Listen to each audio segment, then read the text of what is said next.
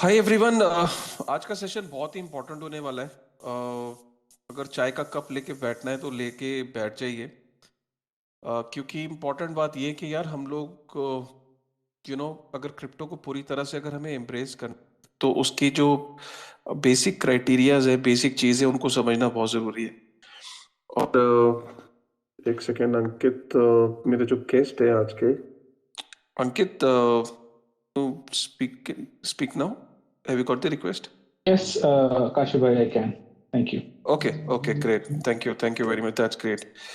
तो मैं थोड़ा सा इंट्रोडक्शन दे देता हूँ, आज का ऑब्जेक्टिव क्या है, what is the you know objective आज का, और why we are doing this space and why Ankit is the right person here.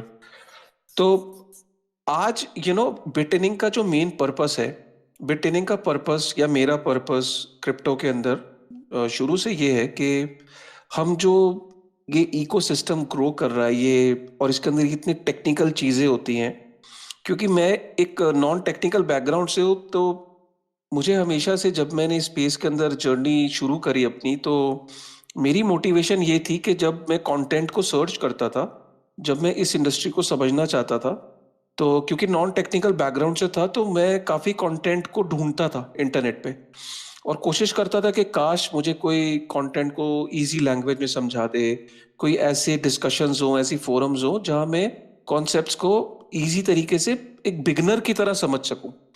सो होता क्या है, कई बारी हम जब डिस्कशंस करते हैं ना, आप कभी भी देखेंगे यूट्यूब पे या कहीं पे, तो वो कॉन्सेप्ट्स को समझाते हैं, लेकिन कई बारी कॉन्सेप्ट इतने इजी तरीके से नहीं समझाते हैं कि आपको एक्चुअल में समझ में आ जाए। तो कॉन्सेप्ट के बारे में जानकारी होना एक चीज है, कॉन्सेप्ट का समझ होना एक चीज है। ये दोनों की डिफरेंस है। अगर मैं आपसे पूछूं आपने डीफाई के बारे में सुना है, तो आप बोलोगे हाँ सुना है। मैं आपसे पूछूंगा स्टेकिंग के बारे में सुना है, आप बोलोगे हाँ सुना है। बट मैं बोल आपसे पूछूं कि स्टेकिंग का मतलब क्या होता है, तो आपके यहाँ पे अगर 100 लोग मुझे सुन रहे हैं, तो 50 लोगों के अलग अलग वर्जन होंगे। ठीक है, विच इज फाइन। कुछ वर्जन्स इनकम्प्लीट होंगे, कुछ कंप्लीट होंगे, और कुछ के ऐसे होंगे थोड़े वेग होंगे, और कुछ बिल्कुल करेक्ट होंगे। तो हमें मेरा पर्पस ये रहा हमेशा से, जैसे आज शाम में भी मैंने एक स्पेस किया जिसमें हमने एनएफटीज को लेके बहुत डिस्कशन किया। और सिमिलरली डीफाई को हम जानते तो हैं, बट क्या हम डीफाई को यूज कर रहे हैं, क्या हम डीफाई को एक्सप्लोर कर रहे हैं? और हम जो क्रिप्टो, जो सेंट्रलाइज एक्सचेंजेस से निकल के हम डीफाई को क्यों एक्सप्लोर नहीं कर रहे? हमें किस बात की हिचकिचाहट? ऐसा क्या है कि हम डीफाई को यूज नहीं कर रहे हैं, डीफाई को एक्सप्लोर नहीं कर रहे हैं? हम डर क्यों रहे हैं? हम डीफाई से डरते क्यों हैं? हमें हमें क्या, जो मेन स्ट्रीम मीडिया में वो जो न्यूज आती है, डीफाई हैक हो गया, डीफाई एक्सप्लॉइट हो गया, स्मार्ट कॉन्ट्रैक्ट ये हो गया, तो क्या हमें वो चीज रोक रही है? और क्या हमें डीफाई की पूरी तरीके से समझ भी है कि नहीं? तो ये कोई वन टाइम सीरीज नहीं होगी। मैंने बेसिकली कोशिश ये करी है कि अंकित और अंशुल, जो को फाउंडर है इजीफाई के, ये लोग इंडिया के उस समय में इन लोगों ने डीफाई के अंदर काम किया जिस समय में डीफाई में 2019 में डीफाई को कोई जानता भी नहीं था। राइट, डीफाई अपने बिल्कुल नेसेंट एक स्टेज में था, जहां पे अगर टोटल वैल्यू लॉक की बात करें तो वो शायद 1 बिलियन भी नहीं थी। और उस टाइम पे इन्होंने डीफाई के अंदर चीजों को बिल्ड किया। डीफाई 1, डीफाई 2 पे आज हम पहुंच गए। आप शायद बहुत सारे लोगों को ये नहीं पता होगा कि अब हम डीफाई 2.0 की तरफ जा रहे हैं। हम डीफाई 1.0 से अब प्रोग्रेस कर रहे हैं डीफाई 2.0 की तरफ। तो पहले डीफाई 1.0 को तो समझ ले। तो ये सीरीज लंबी होने वाली, मतलब ये सीरीज लंबी इन द सेंस कि आज हम कुछ चंद टॉपिक्स पे बात करेंगे, कुछ चीजों पे बात करेंगे। उसके बाद हम कंटिन्यूसली और चीजों पे हम प्रोग्रेस करते चलेंगे। तो हम इस सीरीज के अंदर डू मोर विद डीफाई के अंदर हम आने वाले समय में बात करेंगे एपीवाईज, हम बात करेंगे स्टेकिंग के बारे में, हम बोरोइंग एंड लेंडिंग, हम एक्सप्लोर कैसे करते हैं डीफाई को, कैसे कर सकते हैं, कैसे आप जुड़ सकते हैं, कैसे आप अपने एक नॉर्मली जैसे आप एप्लीकेशंस को यूज करते हो, फेसबुक को, ट्विटर को, एक्चुअली में डीफाई के साथ इंटरेक्ट करना उतना ही आसान है। वो हिचकिचाहट अगर आपकी खत्म हो जाए, वो आपको अगर समझ में आ जाए कि डीफाई को सेफ तरीके से कैसे एक्सप्लोर करना है, कैसे इसके साथ इंटरेक्ट करना है, तो आपके लिए ये इजी हो जाएगा। और इजी तभी होगा जब आपको समझ इजीली आपको चीजें समझ में आ जाएंगी। सो मैं वेलकम करता हूं अंकित का। अंकित, आई होप कि मेरी जो विजन है जिसके लिए हम ये चीज करना चाहते हैं, do more with DeFi, learn basics of DeFi, क्योंकि मैंने हमेशा मेरी एक बार निश्चल शेट्टी से बात हो रही थी। निश्चल कहता कि ऐसी इनफॉर्मली हम किसी फोरम में थे तो बात कर रहे थे, तो निश्चल कहता यार काशिफ यार व्हाट डू यू से, इंडस्ट्री को ग्रो कैसे करें। मैंने कहा लोगों को सिखाओ यार, पढ़ाओ। कहते नहीं यार वो तो आपका काम है ना। मैंने कहा नहीं नहीं नहीं नहीं, एक्सक्यूज मी, मैं कहा ये मेरा काम नहीं है, ये आपका भी काम है। कहते अच्छा अच्छा चलो, मैंने मैंने मान लिया कि मैं पढ़ाता हूँ, तो क्या होगा। मैंने कहा मैं बताता हूँ आपको। मैंने कहा देखिए, अगर आपके एक्सचेंज पे सपोज 1 मिलियन यूजर है, 10 लाख लोग हैं, और 10 लाख में से 2 लाख तो बहुत इन्फॉर्म्ड है, और जो 8 लाख है वो इतने इन्फॉर्म नहीं है। उनको इस इंडस्ट्री के बिटकॉइन की डेफिनेशन तो पता है, लेकिन बिटकॉइन एक्चुअली करता क्या है, माइनिंग क्या होती है, उसकी बेसिक्स नहीं पता, तो उसकी कन्विक्शन नहीं है अभी क्रिप्टो में। एक समझदार आदमी जिसकी अंडरस्टैंडिंग मजबूत हो जाती है ना, जिसकी जिसकी जिसको समझ ज्यादा हो जाती है क्रिप्टो की, उसकी बेसिक अंडरलाइंग टेक्नोलॉजी की कैसे काम करता है, उसका कॉन्फिडेंस बढ़ जाता है अचानक। वो बंदा कहता है नहीं यार, मैं 50 रुपए नहीं लगाऊंगा, मैं 100 रुपए लगाऊंगा, या मैं 200। तो उसकी करंट, आपकी जितना आपके समझ होगी लोगों में, जितनी अंडरस्टैंडिंग बढ़ेगी, उतने कॉन्फिडेंस के साथ वो इन्वेस्ट करते हैं, और ज्यादा इन्वेस्ट करते हैं, क्योंकि कॉन्फिडेंस आ जाता है ना। जैसे मैंने शुरुआत बिटकॉइन में करी तो 7,000 से करी, फिर 12,000 से करी, और जो मेरा तीसरा स्टेप था वो इतना बड़ा था कि वो मेरा पिन पोस्ट है, आप जाओगे तो क्या आप हंसोगे भी कि यार अच्छा इतना बड़ा स्टेप लिया और फिर बेवकूफी करी। That is a different story, but चीज समझ में आ गई थी, पता लग गया था कि नहीं, अब ये तीसरा स्टेप बड़ा लेना है। So that is how a better understanding of an ecosystem motivates you to do more. That is what the theme is, do more with DeFi यार। व्हाट स्टॉप्स यू, आपको क्या चीज रोक रही है, क्या डर किस बात का है, तो उसी अंडरस्टैंडिंग को क्लैरिटी देनी है। क्या कहते हो अंकित, विजन ठीक है, फोकस ठीक है, ऑब्जेक्टिव ठीक है इसका, जो बात हो रही है यहाँ पे।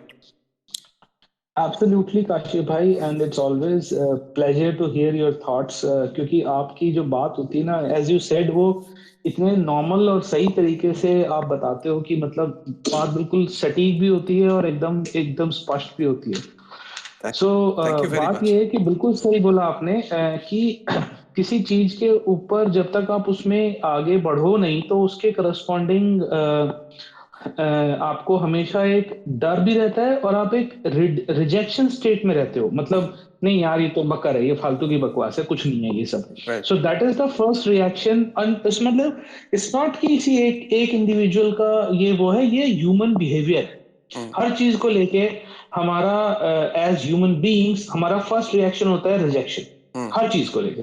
अनटिल अनलेस हमें पहली ही इंटरेक्शन में उससे कुछ एकदम वाव फीलिंग आ गई हो और एकदम हमारे साथ एक्सेप्टेबिलिटी होगी, वो एक अलग चीज है। बट अदरवाइज आप हिस्ट्री उठा के देख लो, 19 1960s की अगर मैं बात करूं, 1960s से लेके आज तक जितनी भी इवोल्यूशन हुई है, हर चीज को सबसे पहले लोगों ने रिडिक्यूल किया है। चाहे आप टीवी के इवोल्यूशन की बात कर लो, चाहे आप इंटरनेट के ऊपर जब स्ट्रीमिंग की बात होती थी उसकी बात कर लो। जब ऑनलाइन स्ट्रीमिंग की बात शुरू हुई थी तो लोगों ने बोला था कि कौन कौन इंटरनेट पे पिक्चर देखेगा, पागल हो गए हो, टीवी और रेडियो वाले मर गए हैं क्या। जब टीवी इजाद हुआ था तो लोगों ने ये कहा था कि तुम पागल हो, कौन इस इडियट बॉक्स के सामने इतनी देर बैठा रहेगा, डब्बे के सामने। और आज हम सब जानते हैं क्या होता है टीवी के सामने। उसी तरह से तो ये कोई नया फिनोमिना नहीं है, और इसमें मतलब किसी भी लोगों की मैं कोई गलती नहीं मानता कि कुछ कुछ पीछे रह जा रहे हैं या कुछ है। ये बिल्कुल नेचुरल फिनोमिना है जो हमेशा से लोगों के साथ होता रहा है। सो सेम फिनोमिना डीफाई के साथ भी हो रहा है, and not only anybody else. मतलब मैं अपनी और अंशुल की पर्सनल स्टोरी भी बताऊं तो एग्जैक्टली सेम चीज। हमें 2018 में जब कंपाउंड लॉन्च हुआ था तो हमने उसके बारे में पढ़ा, और मैंने और अंशुल मतलब हम दोनों हंस रहे थे कि यार ये क्या है, मतलब कौन करेगा, ये क्यों करेगा। That was our first reaction to be honest. हाँ। और फास्ट फॉरवर्ड 12 महीने बाद, सेम टाइम पे अक्टूबर 2019 में, एग्जैक्टली सेम टाइम पे हम दोनों ने रिसर्च स्टार्ट करी फॉर डीफाई कि यार मतलब ये कुछ सेंसिबल चीज अब लग रही है होती हुई, कुछ कर लेना चाहिए। तो हमने फिर 2019 में इसके बारे में पूरी एक्सप्लोरेशन स्टार्ट करी। तो मतलब आप जितना उस चीज में इन्वॉल्व होते हो आपको वो चीज समझ में आती है, और उससे फिर उसके यूज केसेस लोग खुद बनाते हैं। सो आप अगर एक चीज देखो, जब इंटरनेट इजाद हुआ था तब क्या किसी ने ये सोच के इंटरनेट बनाया था कि हम इस पे एक दिन पेटीएम जैसी ऐप चलाएंगे जिससे कि आप ऑटो का भाड़ा भी दे पाओगे और सब्जी भी खरीद पाओगे? हाँ, नहीं। अमेजिंग, नहीं सोचा था, बिल्कुल सही कह रहे हो। तो लेकिन जब वो चीज लोगों को समझ आती है तो फिर ह्यूमन बीइंग अपने आप, जो ये ह्यूमन रेस है, इसको नॉर्मल जानवर से डिफरेंट इसीलिए बनाया है कि ये दिमाग लगा के अवेलेबल चीजों से कुछ कामगर चीजें बना लेता है। ये एक ह्यूमन रेस की पर्सनालिटी है। और सेम चीज is with blockchain. Blockchain is nothing but a technology like internet. तो उसके करस्पॉन्डिंग धीरे धीरे धीरे धीरे नए नए यूज केसेस आ रहे हैं। जैसे जैसे वो फ्लरिश होगा, लोगों को समझ में आएगा उसके बेनिफिट्स क्या हैं, उसके पावर बेनिफिट्स क्या हैं, उससे क्या फायदा हो सकता है, वो चीजें लोगों को और ज्यादा समझ में आनी शुरू होंगी। और इसका तरीका यही है कि लोगों को मोटिवेट करना, एक्सप्लेन करना चीजों को। सो कुछ चीजें होंगी जो ऑटोमेटिकली लाइफ में आती चली जाएंगी, जैसे डीमोनेटाइजेशन के टाइम पे कुछ लोग, बहुत लोगों की जिंदगी में पेटीएम जबरदस्ती घुस गया, मजबूरी बन गई वो। हाँ। लेकिन लेकिन कुछ लोगों की जिंदगी में वो उससे पहले आया क्योंकि उन्हें एक्सप्लोरेशन का चाव था कि यार क्या नया चल रहा है, मैं कैसे अपनी जिंदगी को आसान बनाऊं। इसी तरह से अभी भी वही है कि चीजें हैं। ऐसा ऐसा कुछ भी डीफाई में नहीं हो रहा है जो आज नहीं होता, मैं अगर बोलूं तो। लेकिन वो एक आसान तरीके से हो रहा है, वो एक नए तरीके से हो रहा है जिसके अपने फायदे हैं। हम्म। सो वो चीज जब जब हम करने जाएंगे, जब हम सीखेंगे, समझेंगे, उस चीज में इन्वॉल्व होंगे, तो हमें धीरे धीरे धीरे धीरे समझ में आएंगी। और आप जैसे भाई लोग जब इनिशिएटिव लेंगे इस तरह का, तो डेफिनेटली चीजें फिर आगे चल के बढ़ेंगी और लोगों को इस चीज का एक्सपोजर मिलेगा। बिल्कुल बिल्कुल, एब्सोल्युटली। मुझे मुझे अंकित भाई, जो आज का जो शुरुआत हम कर रहे हैं ना, डू मोर विद डीफाई का, और जो हम्म। हम डीफाई के ऊपर जो बेसिक्स के, तो मैं चाहता हूं हम बिल्कुल स्क्रैच से शुरू करें। तो हम्म। और इसी के साथ हम हर सेशन में जब हम हम्म। बात कर रहे होंगे डीफाई की, तो उसमें हम ये भी समझने की कोशिश करेंगे कि कौन सी ऐसी प्रॉब्लम्स हैं जो एग्जिस्ट करती है, जिसको अंकित और अंशुल मिलके इजीफाई के थ्रू उन चीजों को कैसे सॉल्व करने की कोशिश कर रहे हैं। एंड वो ऐसा क्या है, वो ऐसी प्रॉब्लम्स हैं जिनको अंशुल और अंकित सॉल्व कर रहे हैं। तो वो हम जब हम इस डिस्कशन में आगे चलेंगे, तो उस डिस्कशन में मैं हर मोमेंट पे जहां पे लगेगा वहां पे I will be taking your perspective के how you are solving that particular thing. ठीक है। तो बिल्कुल भाई। हम शुरू करते हैं कि अगर मैं अंकित ये बोलूं कि पूरी दुनिया में बहुत सारे लोगों को ये पता नहीं है कि पूरी दुनिया में आज भी 1.7 बिलियन जो पॉपुलेशन है वो अनबैंक्ड है। हम्म। 1.7 बिलियन पीपल। और ये वो लोग हैं, ये 1.7 बिलियन लोग जो दुनिया में अनबैंक्ड हैं, बेसिकली इनके बहुत सारे रीजंस हैं कि ये अनबैंक्ड क्यों है।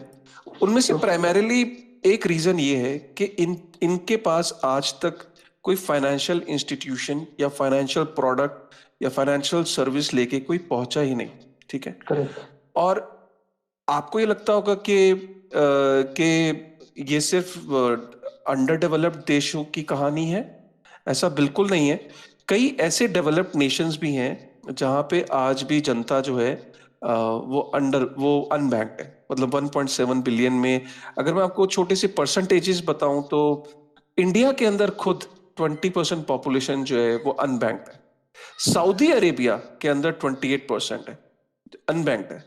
मलेशिया के अंदर 15% है। यूएस तक के अंदर 7% है। फ्रांस के अंदर आप कोई भी डेवलप्ड नेशन लो या अंडर डेवलप्ड नेशन लो, फिलीपींस के अंदर 66% अनबैंक्ड है। इजिप्ट के अंदर 67% अनबैंक्ड है। मोरक्को के अंदर 70% अनबैंक्ड है। इंडोनेशिया में 51%। मतलब हम इंडोनेशिया को सोचते हैं कि वहां तो डेवलपिंग नेशन है, उसका नाम हम सुनते हैं इतना। अर्जेंटीना के अंदर 51%। सो मैं ये क्या बताना चाह रहा हूँ, मैं ये बेसिकली ये बताना चाह रहा हूँ कि एक आदमी का जो फंडामेंटल उसका राइट है कि फाइनेंशियल इंक्लूजन में उसका हिस्सा बनना, फाइनेंशियल इंक्लूजन में उसका पार्ट बनना, लोग उसका पार्ट नहीं बन पाते। लोग आज मेन स्ट्रीम फाइनेंस का हिस्सा नहीं है। इसकी वजह से होता क्या है, इसकी वजह से जो सिंपल इन्फ्लेशन है जो 6-7% जैसे इंडिया में है, या और देशों में अगर 10% है, 15% है, अगर किसी भी इंसान को इन्फ्लेशन को काउंटर करना है अंकित भाई, तो आप सोचो कि उसको हम ये कहते हैं कि यार इन्वेस्ट कर, ताकि तू जो भी करेक्ट। कमा रहा है उसको इन्वेस्ट करेगा। इन्वेस्ट करने के बाद तू एटलीस्ट इतना रिटर्न तो कमा लेगा कि जो महंगाई की दर है उसको तू कवर कर पाएगा। राइट। लेकिन सोचो कि दुनिया में 1.8 बिलियन लोगों के पास ऑप्शन ही नहीं है इन्फ्लेशन को काउंटर करने का।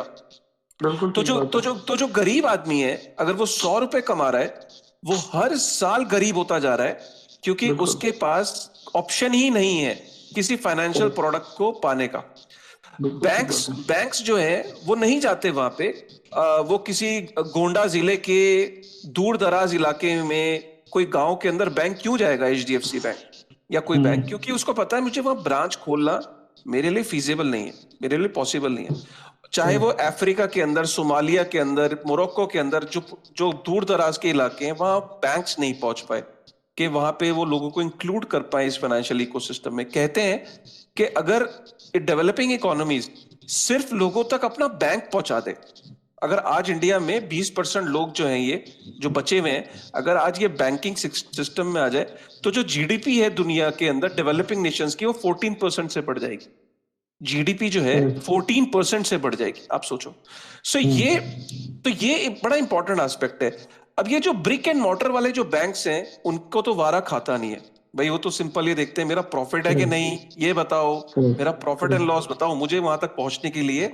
अगर प्रॉफिट एंड लॉस नहीं है तो मुझे नहीं हो रहा प्रॉफिट, तो मैं नहीं जाऊंगा, करेक्ट। चाहे लोग मरते हैं तो मरे। तो इसका जो ऑल्टरनेटिव था इस पूरे सेगमेंट को, जो आज की डेट में जो एक होप निकल के आया है, वो है डीफाई। क्या? हम्म क्योंकि एक तरीके का आपका, अगर एक आदमी के पास स्मार्टफोन अगर पहुंच गया और इंटरनेट का हम्म कनेक्शन अगर पहुंच गया, और बाय द वे हम देख रहे हैं कि इंफ्रास्ट्रक्चर जो है इंटरनेट का दिन प्रतिदिन इंप्रूव हो रहा है, चाहे वो डेवलपिंग नेशंस में बैंकिंग सिस्टम इतना इंप्रूव हुआ हो या नहीं हुआ, लेकिन जो इंफ्रा इंटरनेट का है और स्मार्टफोन्स की पेनिट्रेशन है वो दिन प्रतिदिन बढ़ रही है। तो वो अगर किसी इंसान तक, अगर आप बैंक, अगर एक इंटरनेट और स्मार्टफोन अगर पहुंच जाए, तो वहां तक आप फाइनेंशियल प्रोडक्ट्स लेके पहुंच सकते हो। और बिल्कुल ठीक उनके बात है। पास तक आप फाइनेंशियल प्रोडक्ट्स को फाइनेंशियल सिस्टम के अंदर उन लोगों को इंक्लूड कर सकते हो, राइट? सो ये पर्पस था, एक विजन है। और ब्लॉकचेन, जब हम कहते हैं कि ब्लॉक के क्रिप्टो का यूज केस क्या है, ओपन ब्लॉकचेन्स का यूज केस क्या है, डीफाई का यूज केस क्या है, तो मेरे को लगता है कि सबसे बड़ा जो यूज केस है वो यही है कि आप सबसे पहला काम तो ये कर रहे हो कि जो अनबैंक्ड है उनको बैंकिंग सिस्टम में, फाइनेंशियल इंक्लूजन में, उनको फाइनेंशियल सिस्टम में इंक्लूड कर रहे हो, ठीक है? Number one. तो अगर मैं, अंकित, आपसे पूछूं कि अगर मुझे यहाँ पे नए लोग बहुत सारे हैं जो सिर्फ सेंट्रलाइज एक्सचेंजेस में, जिन्होंने आज तक डीफाई का नाम सुना है लेकिन डीफाई को यूज नहीं करा, तो if you have to explain DeFi to somebody very very new to the system, so how you'll explain him, and what is DeFi as per you?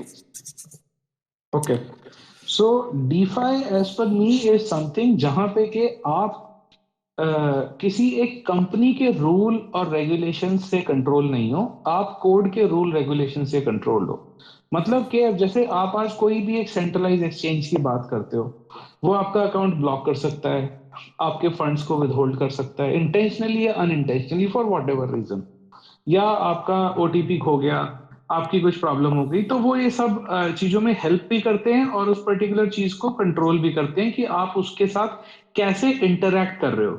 जैसे इवन इवन प्रोडक्ट्स हैं, क्या कहते हैं, centralise exchange की अगर मैं बात करूं, मैं ट्रेडिशनल फाइनेंस की तो मैं अभी बात ही नहीं कर रहा, वो तो बहुत ही डिफरेंट और बहुत पीछे की बात है। मैं ये अज्यूम करके चल रहा हूं कि अभी जितने लोग यहाँ पर हैं वो सब लोग एटलीस्ट सेंट्रलाइज एक्सचेंजेस पे तो ट्रेड करते हैं। हम्म, तो अगर मैं बिल्कुल। उस कॉन्टेक्स्ट में बात करूं तो उसमें भी ये होता है कि आप एक्सचेंज के ऊपर उनको कुछ डिक्लेरेशंस दो, आप ये प्रोडक्ट यूज कर सकते हो, ये नहीं कर सकते हो, या इस प्रोडक्ट को यूज करने के लिए मिनिमम इतना अमाउंट आपको इन्वेस्ट करना पड़ेगा, या इतने इतने मिनिमम फंड्स के साथ आपको ट्रेड करना पड़ेगा। सो वो हाँ अंकित भाई, सॉरी, आपका आपकी आवाज एकदम चली गई थी, तो आई आई थिंक थिंक हाँ, आई गॉट ये ड्रॉप। हाँ जी। ट्विटर में इश्यूज हैं। एंड इसमें कोई डाउट नहीं है कि ट्विटर अपने आप को पता नहीं कब अपग्रेड करेगा, बट ठीक है, we have to live with it. जब तक ये सेंट्रलाइज सिस्टम्स हैं तब तक we have to live with it. जी। Correct, so basically I don't know मैं किस पॉइंट पे ड्रॉप हुआ था।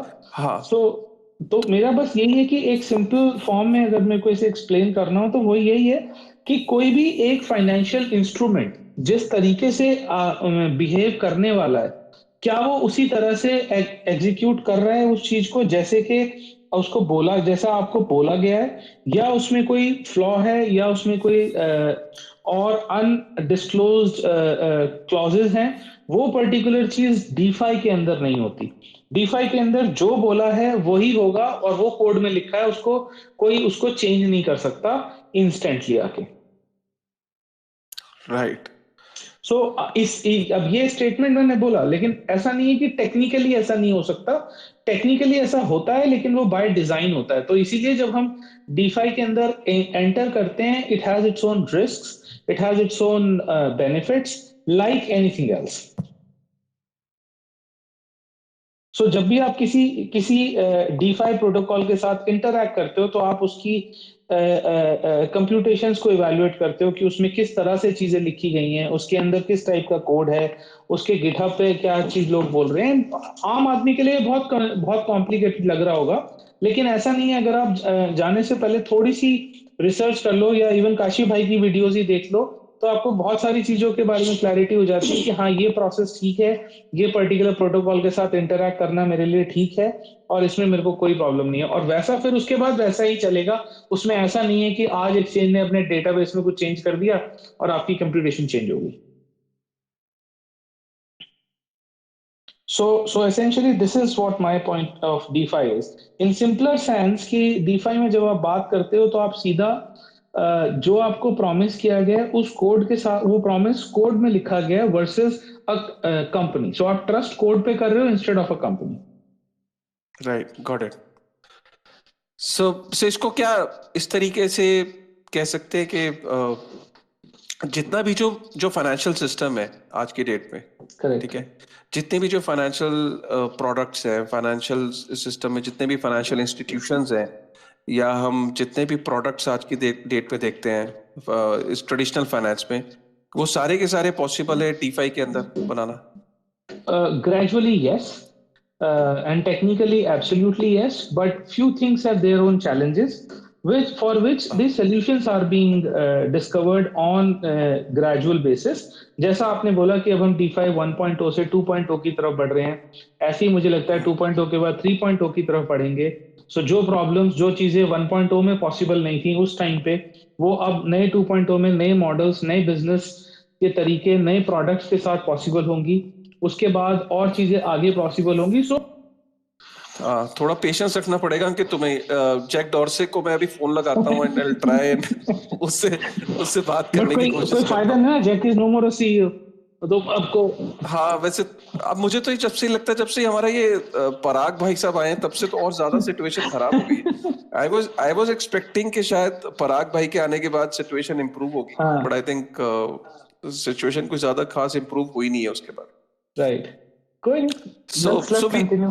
सो हाँ, let's continue because because audience भी समझती है आज की डेट पे कि कहीं ना कहीं वो इश्यूज है इसको लेके, ट्विटर स्पेसेस को लेके, राइट।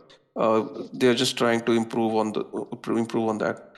सो बेसिकली अगर अगर मुझे कोई जनरली जब भी पूछता है डीफाई के अंदर कि एक्चुअली में डीफाई क्या है, और मेरे घर में भी कई बार वो अब ये टर्म मासेस तक आई जाती है घूम फिर के, और जो लोग भी क्रिप्टो में एक बार ही एंट्री ले लेते हैं, करेक्ट। चाहे वो सेंट्रल एक्सचेंज पे भी, सेंट्रलाइज एक्सचेंज पे जाते हैं, करेक्ट। वो न्यूज कई बार ही पॉपअप हो जाती है, वो मुझसे पूछते हैं करेक्ट। डीफाई क्या करेक्ट। है।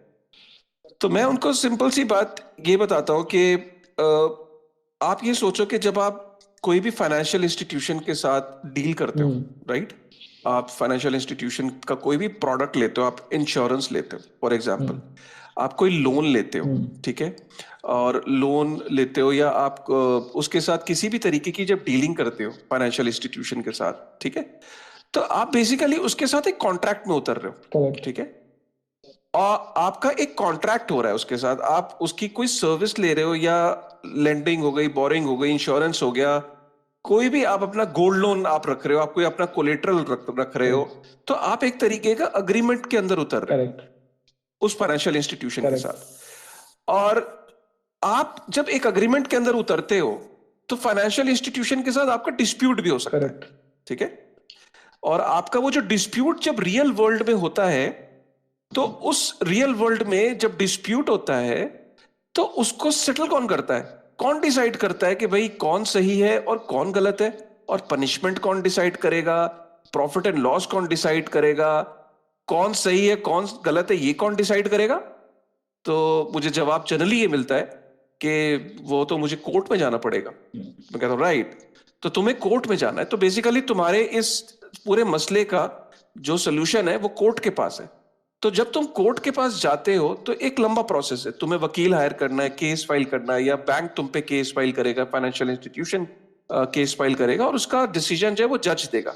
And that can take a tedious मतलब that can take time, that involve cost। तो कोई भी डिस्प्यूट एक बीच में आप और बैंक के और फाइनेंशियल इंस्टीट्यूशन के बीच में कोई भी जो डिस्प्यूट है, अगर वो एग्रीमेंट के टर्म्स मीट आउट नहीं हुए या किसी ने उसका उल्लंघन किया, तो उसमें कोर्ट डिसाइड करता है। और हम जानते हैं कि वो बहुत समय ले सकता है। लेकिन डीफाई क्या कर रहा है कि आपके जितने भी जो फाइनेंशियल प्रोडक्ट्स थे, जो फाइनेंशियल एप्लीकेशंस थी, या फाइनेंशियली आप जो ट्रेडिशनल फाइनेंस के साथ जितनी चीजें कर सकते थे, अब आपके वो सारे जो अग्रीमेंट्स है वो ब्लॉकचेन पे स्मार्ट कॉन्ट्रैक्ट के थ्रू ऑटोमेटिकली आपके अग्रीमेंट एग्जीक्यूट हो सकता है। बिल्कुल ठीक बात ठीक है। सो बेसिकली इसका मतलब ये है कि इफ और देन, ये दो बड़े कीवर्ड है, इफ और देन। अगर आपने जो जितने भी अग्रीमेंट के जो पॉइंट्स हैं जो आप फिजिकल वर्ल्ड में साइन करते थे, गाड़ी लेने जाते हो तो 42 साइन करते हो ना, 50 से 60 साइन करने पड़ते हैं गाड़ी लेने जाओ, तो सोचो वो सारे के सारे अग्रीमेंट एक कंप्यूटर कोड के थ्रू अगर लिखे जा सकते हैं, स्मार्ट कॉन्ट्रैक्ट के थ्रू, जिनको चेंज नहीं किया जा सकता, जो ओपन है, वेरीफाइबल है, और जो ब्लॉक जिनको जो इम्यूटेबल है, उन स्मार्ट कॉन्ट्रैक्ट्स के थ्रू अगर आपका अग्रीमेंट एक कंप्यूटर कोड के थ्रू अगर लिखा जा सकता है, तो आपका जो अग्रीमेंट है उसके जो कंडीशंस है वो ऑटोमेटिकली एग्जीक्यूट हो जाएंगे। अगर if something happen then something else will happen, if this will happen then that will happen, if और देन, तो ये दोनों चीजें आपकी ऑटोमेटिकली एग्जीक्यूट हो जाएंगी। तो बीच में किसी आर्बिट्रेटर की या किसी जज की जरूरत ही नहीं है, तो आपको जो रिजल्ट है वो श्योर है। तो यही कारण है कि ये जो पूरा का पूरा जो ब्लॉकचेन ने ये करके दिखाया, जो डिसेंट्रलाइज तरीके से without relying on any central authority, के बैंक का काम करता था वो स्मार्ट कॉन्ट्रैक्ट काम कर रहा है। क्योंकि बैंक का काम बेसिकली एग्रीमेंट्स को बनाना था, एग्रीमेंट्स को एग्जीक्यूट करना था, एग्रीमेंट्स को स्टोर करना था, एग्रीमेंट्स की फोर्सेबिलिटी को इंश्योर करना था। लेकिन वो सारा का सारा जो बैंक है आज वो एक कंप्यूटर के ऊपर स्मार्ट कॉन्ट्रैक्ट के थ्रू वो हो सकता है, वो पॉसिबल है। तो ये बेसिकली डीफाई है, इसी वजह से ये स्पेस ग्रो कर रहा है। Correct me if I am wrong Ankit, आपका क्या कहना है? बिल्कुल, आप बिल्कुल एब्सोल्युटली सही बात कर रहे हो काशिफ भाई। एक ये पार्ट है यूसेज की तरफ से, ये एब्सोल्युटली करेक्ट है। इसका एक दूसरा पहलू भी मैं बोलना चाहूंगा कि डीफाई की दूसरी सबसे बड़ी पावर क्या है। डीफाई की सबसे बड़ी पावर ये है कि अभी तक फाइनेंशियल इंस्टीट्यूशंस, जो फाइनेंशियल सर्विसेज हैं, उनको फाइनेंशियल इंस्टीट्यूशंस ने अपने कंट्रोल में रखा हुआ था। उसमें बहुत जबरदस्त रेड टेपिज्म है। हर चीज का आपको लाइसेंस लेना है, हर चीज में आपको वही कर सकते हो जो फाइनेंशियल इंस्टीट्यूशन कर रहे हैं। अब मैं आज बोलता हूँ, काशिफ भाई की बहुत अपने उसमें एरिया में रसूख है। क्या काशिफ भाई अपना बैंक खोल सकते हैं? नहीं खोल सकते हैं। क्या काशिफ भाई बहुत अच्छे ट्रेडर हैं? क्या काशिफ भाई लोगों के साथ मिलके अपने ट्रेड करा सकते हैं? ठीक है, ऑफ द रिकॉर्ड करा रहे हैं, लेकिन क्या उसमें करा सकते हैं? एक प्रॉपर लेजिटिमेट बिजनेस बना सकते हैं उसके ऊपर? नहीं बना सकते, क्योंकि आपको लाइसेंस लेना पड़ेगा। लेकिन डीफाई में आप ये कर सकते हैं। अगर आपके पास नॉलेज है, अगर आपके पास फाइनेंशियल नॉलेज है, आपके पास सारा ओपन स्पेस पड़ा है कैसे भी नए प्रोडक्ट्स बनाने का, using this technology, using this whole ecosystem. So that is another very important part. DeFi क्या है? डीफाई एक नया फाइनेंशियल सिस्टम है जो लोगों तक सिंप्लीफिकेशन तो दे ही रहा है of adopting the financial inclusion, वो तो है ही है, that is the by product. But उसके साथ साथ अपॉर्चुनिटीज इतनी दे रहा है एम्प्लॉयमेंट की, अपना करियर क्रिएट करने की, जो अब से पहले पॉसिबल ही नहीं थी फाइनेंशियल इंडस्ट्री में।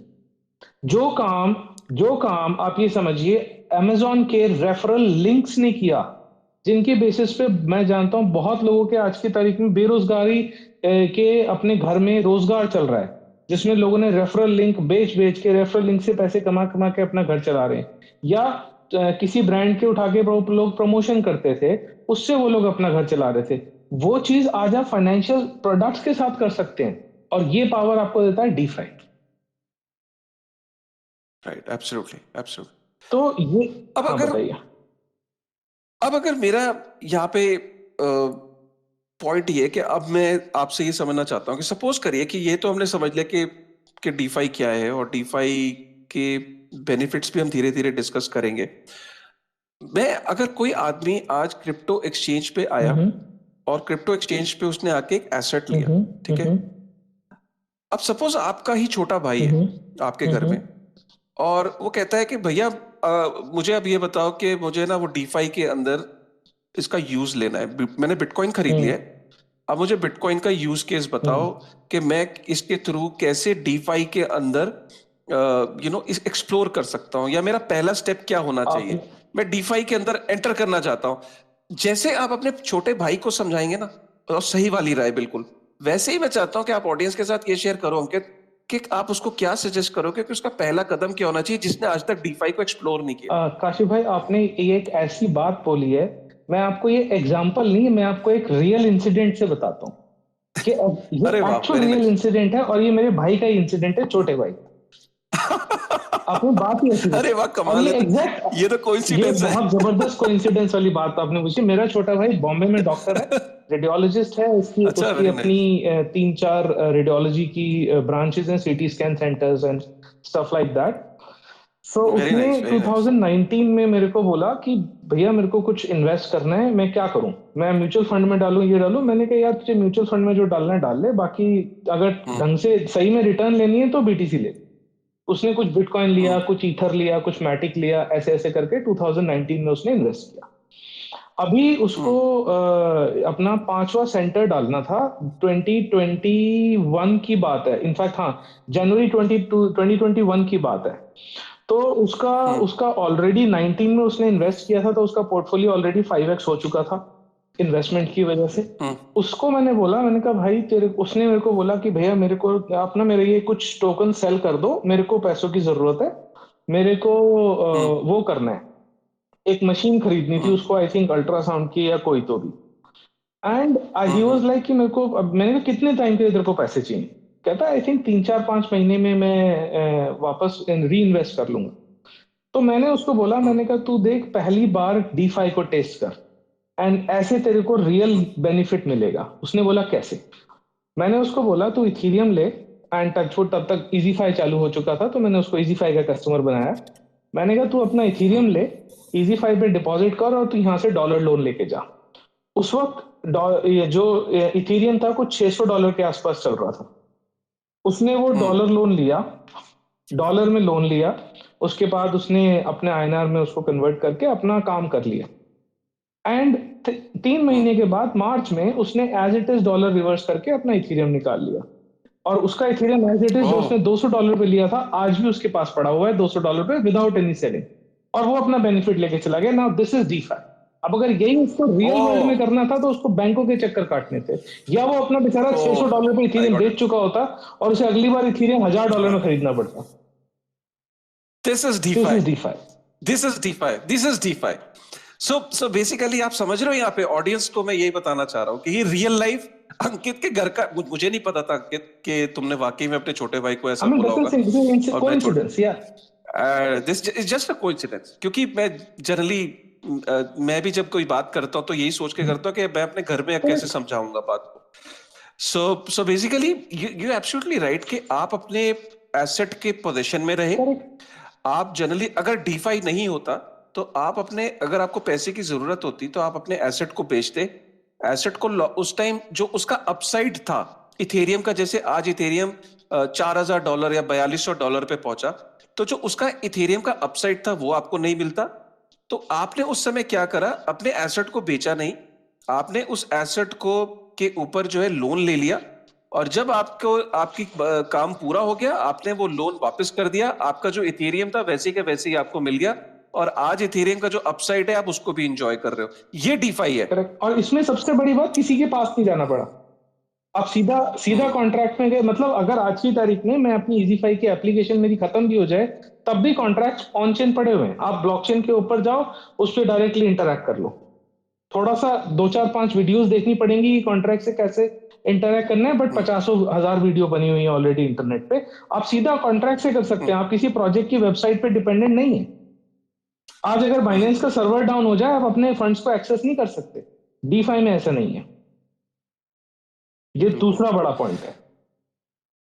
अमेजिंग यार, अमेजिंग। ये ऐसी ऐसी रियल स्टोरी सुनता हूं ना, मतलब मैं मुझे मुझे एक्साइटमेंट होती है। अगर आप सोचो कि रियल वर्ल्ड में अगर मुझे कोई एसेट है मेरे पास और मुझे अगर लोन लेना है इंस्टेंटली, हमने कोविड के अंदर देखा लोगों की एसेट धरे की धरी रह गई।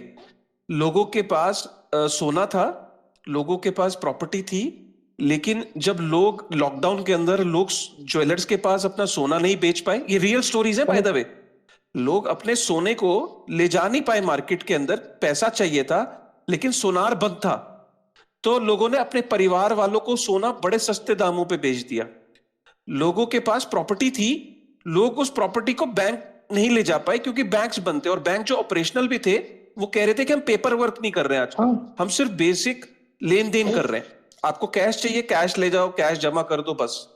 ज्यादा प्रॉपर्टी का डॉक्यूमेंट का काम नहीं हो रहा था।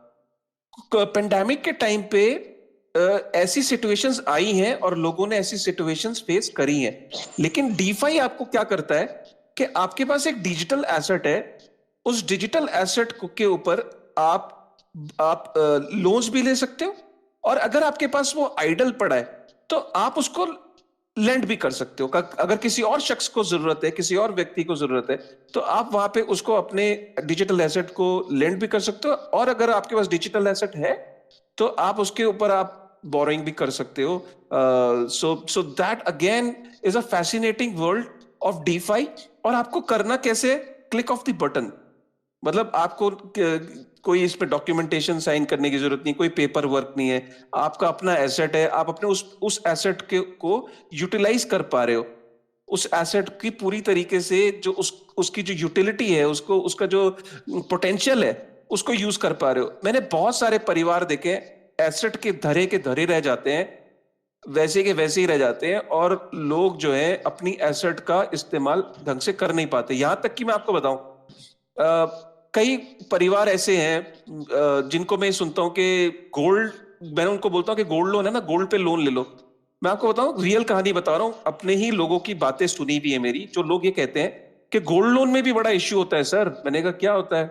वो कहते हैं गोल्ड लोन जैसे लेने जाओ, गोल्ड को रखो, गोल्ड की क्वालिटी को चेक करने के लिए उसमें कुछ केमिकल डालते हैं, ठीक है, ये मुथूट हो गया, ये जितने भी मुथूट फाइनेंस वगैरह हो गए, ये उसकी क्वालिटी के ऊपर कुछ ऐसा केमिकल डालते हैं बैंगल्स के ऊपर या जो ऑर्नामेंट्स हैं, कि वो काला पड़ जाता है, वहां से कुछ इतना खराब हो जाता है कि जब आप अपना गोल्ड वापस लेने जाते हो, आपको वो क्वालिटी वो नहीं मिलती है जो आपने दी थी। तो आप उनको पूछते हो ये दाग कैसे हैं, तो वो कहते हैं कि ये दाग हमने टेस्ट किया था आपके पीछे कि गोल्ड प्योर है कि नहीं, उसी बेसिस पे हमने डिसाइड किया था। सोचो कि आपके एसेट को खराब करके आपको वापस कर रहे हैं, ठीक है, और इंटरेस्ट अलग ले रहे हैं उस एंड पे। दूसरी एक सो और ये कुछ चीज इसमें मैं ये बोलूंगा हाँ, काशिफ भाई, सब दूसरी इंपॉर्टेंट चीज जो ये डिस्ट्रेस सेल वाला कॉन्सेप्ट है ना, ये रियल वर्ल्ड एसेट में होता है, डीफाई में नहीं होता। अगर अगर किसी को आपकी, मान लो फॉर एग्जांपल साहूकार के पास ही आप गोल्ड लोन लेके चले गए और उसको पता लग गया कि यार ये बंदा सही नीड में है, और ज्यादा से ज्यादा सुनारों को ये पता होता है कि बंदा जनरली घर के जेवर गिरवी रखने तभी आता है जब उसको बहुत मजबूरी वाली कोई नीड है, तो उस टाइम पे वो उसको ऐसा इंटरेस्ट रेट चिपकाते हैं ना, जो कि मतलब उसके पास कोई ऑप्शन तो है नहीं, उसको लेना ही पड़ेगा, और वो उस पर्टिकुलर बेनिफिट का, उस पर्टिकुलर सिचुएशन का फायदा उठाते हैं। डीफाई में ऐसा नहीं होता। यस तो एब्सोल्युटली। सो हाँ, प्लीज नो नो, कंटिन्यू मेरी करें, कहता क्या है कह कि रहे थे? डीफाई में जो एक बार रूल डिफाइन हो गया, अगर आप डिस्ट्रेस में हो तो भी, नहीं हो तब भी, जो मैकेनिज्म है इंटरेस्ट कंप्यूटेशन का वही होगा। और जो आपकी वाली बात है वो तो डेफिनेटली है ही है कि एसेट तो एज इट इज है, क्योंकि डिजिटल एसेट। अब पॉइंट यहाँ पे ये आता है अंकित कि नाउ यू हैव सीन कि तुमने अपने घर में ही देखा कि इतना पोटेंशियल है, एंड ऑब्वियसली एक घर के अंदर भाई ने इस प्रोडक्ट को यूज करके देखा कि किस तरीके से, एक डीफाई को यूज करके देखा कि डीफाई इकोसिस्टम में, तो उसकी थोड़ी सी अप्रीहेंशन थी, आपके छोटे भाई की, या आपने उसको जब इन्फॉर्म किया तो उसका एक्सपीरियंस आज की डेट में अच्छा रहा? मैं यही चाहता हूं कि यहाँ पे अगर सपोज करिए किसी के पास एक एसेट पड़ा है, तो वो कैसे उस एसेट का ट्रू पोटेंशियल हार्नेस कर सके in the times of necessity. मैं कहता हूं कि अगर उसको आज नेसेसिटी में, या अगर नेसेसिटी नहीं भी है, तो भी उसको अपने एसेट का पोटेंशियल जो है, जो उसका पोटेंशियल अर्निंग है, अगर वैसे पड़ा है तो ऑब्वियसली उसका कोई रोल नहीं है, लेकिन अगर उसको अर्निंग पोटेंशियल है तो वो कैसे हार्नेस कर सकता है उसको, और कैसे शुरुआत कर सकता है, और उसमें इजीफाई का कोई रोल है कि नहीं? इजीफाई कैसे उस चीज को और इजी करता है या फैसिलिटेट करता है? That I really want to understand at this. Okay, so basically मैं इस पूरी कॉन्वर्सेशन को दो चीजों में ब्रेक करता हूँ। पहली चीज कि मेरी को कुछ नीड है तो मैं डीफाई के पास जा रहा हूँ। दूसरी चीज, मेरे पास आइडियल फंड्स पड़े हैं तो मैं डीफाई के पास जा रहा हूँ फॉर जनरेटिंग यील्ड। सो अगर मैं पहले उस पर बात करता हूँ, अज्यूम करते हैं मेरे पास $1000 पड़े हुए हैं। अब मेरे पास वो बस पड़े हुए वॉलेट में, जैसे आपने इन्फ्लेशन की बात करी। तो आज की तारीख में डीफाई में ओपन एवेन्यूज हैं बहुत सारे, जहां पे कि आपको यील्ड जनरेट होती है। आप स्टेबल कॉइन के ऊपर भी यील्ड जनरेट कर सकते हो। इवन इजीफाई की मैं अगर बात करूं, एंड इजीफाई मतलब कोई ऐसा अलग नहीं कर रहा काम, सारे प्रोटोकॉल्स में ये है, क्योंकि लिक्विडिटी सबको चाहिए। सो बैंक का मॉडल क्या होता है? बैंक आपको 4% इंटरेस्ट देता है, 3% इंटरेस्ट देता है, ताकि आप वहां पे पैसा जमा करो और वो पैसे को वो लोन में यूज करते हैं। इसी तरीके से डीफाई में भी सेम कॉन्सेप्ट चलता है, लेकिन बस फर्क इतना है कि वहां पे कोई कंट्रोलिंग नहीं है। अब आज की तारीख में हम कई बार सुनते रहते हैं कि मेरा पैसा मेरे बैंक अकाउंट में बैठा है, लेकिन मेरे बैंक अकाउंट ने मेरे पैसे को विड्रॉ करने पे लिमिट लगा दी। ये क्या मतलब है भाई? मेरे 5 लाख रुपए मेरे अकाउंट में पड़ा है, how can you control restrict कि मैं से 20,000 निकाल सकता हूँ? सो दैट या does not happen in DeFi. भाई आपका वॉलेट है, आपके वॉलेट से आपने 5 लाख, 50 लाख, 50 करोड़, 500 करोड़ जितना भी डिपॉजिट किया है, उतना आप एज इट इज निकाल सकते हो, किसी का कोई क्वेश्चन नहीं है उसके ऊपर। नाउ, सो ये जब आप डिपॉजिट करोगे किसी भी डीफाई प्रोटोकॉल में, जहां पे भी लिक्विडिटी की जरूरत है, तो प्रोग्राम्स आते रहते हैं, और उसके लिए बहुत सारी वेबसाइट्स हैं, बहुत सारे ट्रैकिंग के एप्लीकेशंस हैं, जहां पे आपको करंट यील्ड जनरेशन अपॉर्चुनिटीज दिख जाती हैं। तो आप वहां पे अपने फंड्स को डिपॉजिट कर सकते हो और वहां से आप यील्ड जनरेट कर सकते हो। नाउ, इसके अंदर सबसे इंपॉर्टेंट बात क्या है कि आपकी जो यील्ड है वो पर ब्लॉक कंप्यूट होती है, ना कि ऐसा कि जी मिनिमम 6 महीने की एफडी करानी है, मिनिमम 1 साल की एफडी करानी है। नहीं, आज 4 घंटे पहले मेरे को फॉर एग्जांपल अर्न फाइनेंस पे 21% की यील्ड मिल रही थी, मैं वहां पे था। शाम को 5 बजे एक नया प्रोग्राम लॉन्च कर दिया रारी कैपिटल ने, वहां पे 52% की यील्ड आ रही है। मैंने खट से शाम को 4 बजे अपना फंड मूव कर दिया, मेरे को 52% की यील्ड मिलने लगी। क्या रात को बात है! मैं डिनर करके निकला, मैंने देखा यार अच्छा ये तो कोई नया प्रोटोकॉल आया है, जिस मतलब ट्रस्टवर्दी, बहुत सारे रिस्क भी होते हैं, लिविंग दैट असाइड, मान लो कोई ट्रस्टवर्दी प्रोटोकॉल आया, लेट्स से आवे ने या इजीफाई ने एक नया प्रोग्राम लॉन्च कर दिया जिसपे वो लेट्स से 80% की यील्ड दे रहे हैं, मैंने तभी खटाक से मूव करके 80% वाली यील्ड पे मूव कर लिया अपने फंड्स को। So that you can do immediately and instantly, and you can earn yield. So इसमें वही है कि जितना एक्टिव आप हो उतना आप कर सकते हो। अगर आप पैसिव इन्वेस्टर हो तो आपको जो ज्यादा स्टेबल फंड लगता है, ये जहां पे आपको कंफर्ट आता है, वहां पे आपने फंड डिपॉजिट करके यील्ड जनरेट कर सकते हो फॉर योर आइडियल मनी। वो बैंक के एक्सचेंज की वॉलेट में रखने की बजाय आप उसको डीफाई प्रोटोकॉल पे रखिए, ताकि आपका वो पैसा वहां पे रखा हुआ यील्ड जनरेट कर रहा है, और जिस दिन आपको ट्रेड करना है एक ट्रांजैक्शन मारिए, एक्सचेंज पे ले जाइए और ट्रेड कर लीजिए। वाह, ये मतलब ये तो ऐसा हुआ कि सपोज करिए कि मैंने होम लोन लिया, जैसे मैंने एचडीएफसी बैंक से लिया हम्म। सपोज। एचडीएफसी बैंक के बाद ना पता नहीं उनके पास डेटा कैसे चला जाता है, एक्सिस बैंक के पास चला गया मेरा हम्म। डेटा। एक्सिस बैंक का फोन आता है, कहता है सर हाउ आर यू। मैं कहा सर बढ़िया। कौन? मैं एक्सिस बैंक से बोल रहा हूँ। मैंने कहा हाँ बताइए। अरे सर लोन बड़ा महंगा लिया आपने। मैंने कहा यार व्हाट इज योर प्रॉब्लम? हम्म। कहता नहीं सर, मतलब आप गुस्सा हो रहे हो मेरे पास आप। मैंने कहा मेरे पास टाइम नहीं है। कहता नहीं सर, मैं आपको इतना परसेंट लेस पे आपको एक्सिस बैंक में ट्रांसफर करवा देता हम्म। हूँ। मेरे मेरे कान खड़े हुए। मैंने कहा यार औसम यार, करते हैं चल। कब कैसे करना है? सर एक सेकंड, डॉक्यूमेंट्स की लिस्ट भेज रहा हूं। जैसी उसकी लिस्ट आई ना, मैंने जब लिस्ट देखी मैंने कहा इतनी देर में तो मैं ट्विटर स्पेस कर लूंगा 3, और उसके बाद एक यूट्यूब का वीडियो बना लूंगा, और एक एक रील बना लूंगा इंस्टाग्राम की। 5 चीजें कर लूंगा जितनी देर में मैं इसको डॉक्यूमेंट दूंगा। और ये मैंने कहा कब करके देगा? अरे सर आप डॉक्यूमेंट तो दो, फिर मैं कम से कम आपको 2-3 दिन में कर दूंगा।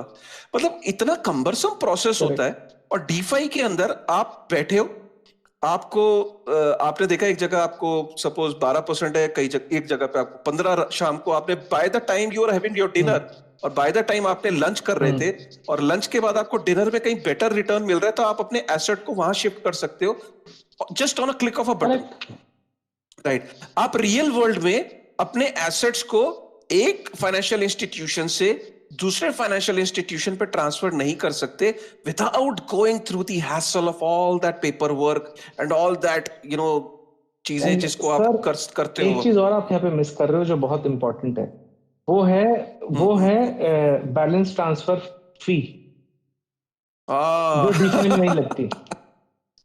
बैलेंस ट्रांसफर फी भी होती है, ये एब्सोल्यूट। वो फी डीफाई में नहीं लगती। ये चीज हुई अर्न इंटरेस्ट या यील्ड जनरेट करने वाली।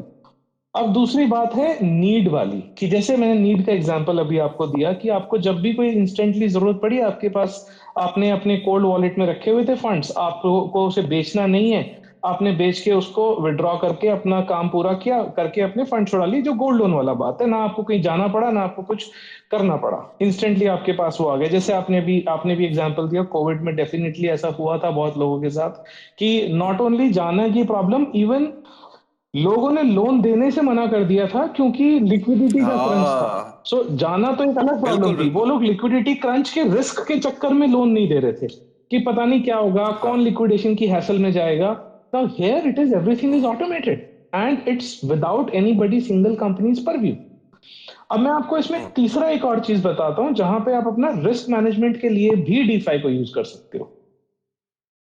जो अभी इनफैक्ट आज सुबह मेरी किसी से बात हो रही थी और तभी ये बात थी कि यार तुम जब बुल रन चल रहा था तो तब सब लोग बात कर रहे थे, अब आगे बियर मार्केट में तुम डीफाई का कैसे देखते हो रोल? आई सेड यार बिल्कुल रोल देखते हैं। डीफाई का कोई ये थोड़ी ना है कि आज बारिश पड़ गई तो ई कॉमर्स कंपनी बंद हो जाएंगी। तो ऐसे ही डीफाई, इसका मतलब ये थोड़ी डीफाई कोई बुल रन बियर मार्केट के लिए थोड़ी ना बना है। हाँ, बस उसको यूज करने का तरीका अलग हो जाता है। जब सूखी रोड होती है तो आप गाड़ी तेज चलाते हो, जब गीली रोड होती है तो गाड़ी दूसरी तरह से चलाते हो। उसी तरह से उसको डीफाई को यूज करने का तरीका थोड़ा सा डिफरेंट हो जाता है रिस्क मैनेजमेंट के लिए। मैं एग्जांपल देता हूं आपको। आप फर्ज करिए आपने बिटकॉइन को खरीदा सपोज 40,000 या 45,000 पे, या लेट्स से 30,000 पे भी। अब किसी वजह से मार्केट क्रैश हो गई, लोग क्या करते हैं, पैनिक सेल कर देते हैं कि यार निकाल लो, जो बच रहा है वो बचा लो। नहीं, मत करो। लैंडिंग प्लेटफॉर्म पे जाओ, उसको सप्लाई करो और उसके अगेंस्ट लोन ले लो। जितना आपको, जब आपको लगा कि जैसे फॉर एग्जांपल मान लेते हैं कि बियर मार्केट आ गई, पीक हो गया और आपके $25,000 पे आपका बीटीसी आ गया, आपने 50,000 पे लिया हुआ था, 40,000 पे लिया हुआ था। अब अगर आप आज बेच देते हो तो आपको लॉस हो गया 15,000 का, और आप 25,000 फंसा के नहीं रखना चाहते 3 साल तक कि लेट्स अज्यूम कि बियर मार्केट 3 साल चलेगी। सब लोग ये अज्यूम करके चलते हैं कि हाफिंग के बाद 1 साल 1.5 साल के बाद मार्केट रिवाइव करेगी and looking at the patterns and वो सब बातें होती हैं। अब जब आपने 25,000 के रेट पे आपने लोन लिया, लेट्स से फॉर एग्जांपल आपको 60% का भी लोन मिलता है, तो आपने $15,000 विड्रॉ कर लिए विदाउट सेलिंग योर बिटकॉइन। आपका नेट एक्सपोजर बिटकॉइन में कितना रह गया? $10,000। मान लीजिए आप 6% एनुअल का ब्याज भी पे करते हैं, तो आपने 12%, 2 से 3, 18% या 20% 3 साल में लोन पे करा, और आपका बिटकॉइन एज इट इज पड़ा रहा, और आपने 15,000 विड्रॉ भी कर लिए, तो आपका मार्केट में नेट एक्सपोजर कितना रहा? सिर्फ 10,000 का। लेकिन आपकी जो इक्विटी पड़ी रही वो 25,000 बिटकॉइन की पड़ी रही। 3 साल के बाद जब आपका मार्केट वापस से ऊपर गया, आपने अपना 15,000 डिपॉजिट करा और बीटीसी को 70,000 पे बेच के जय माता दी।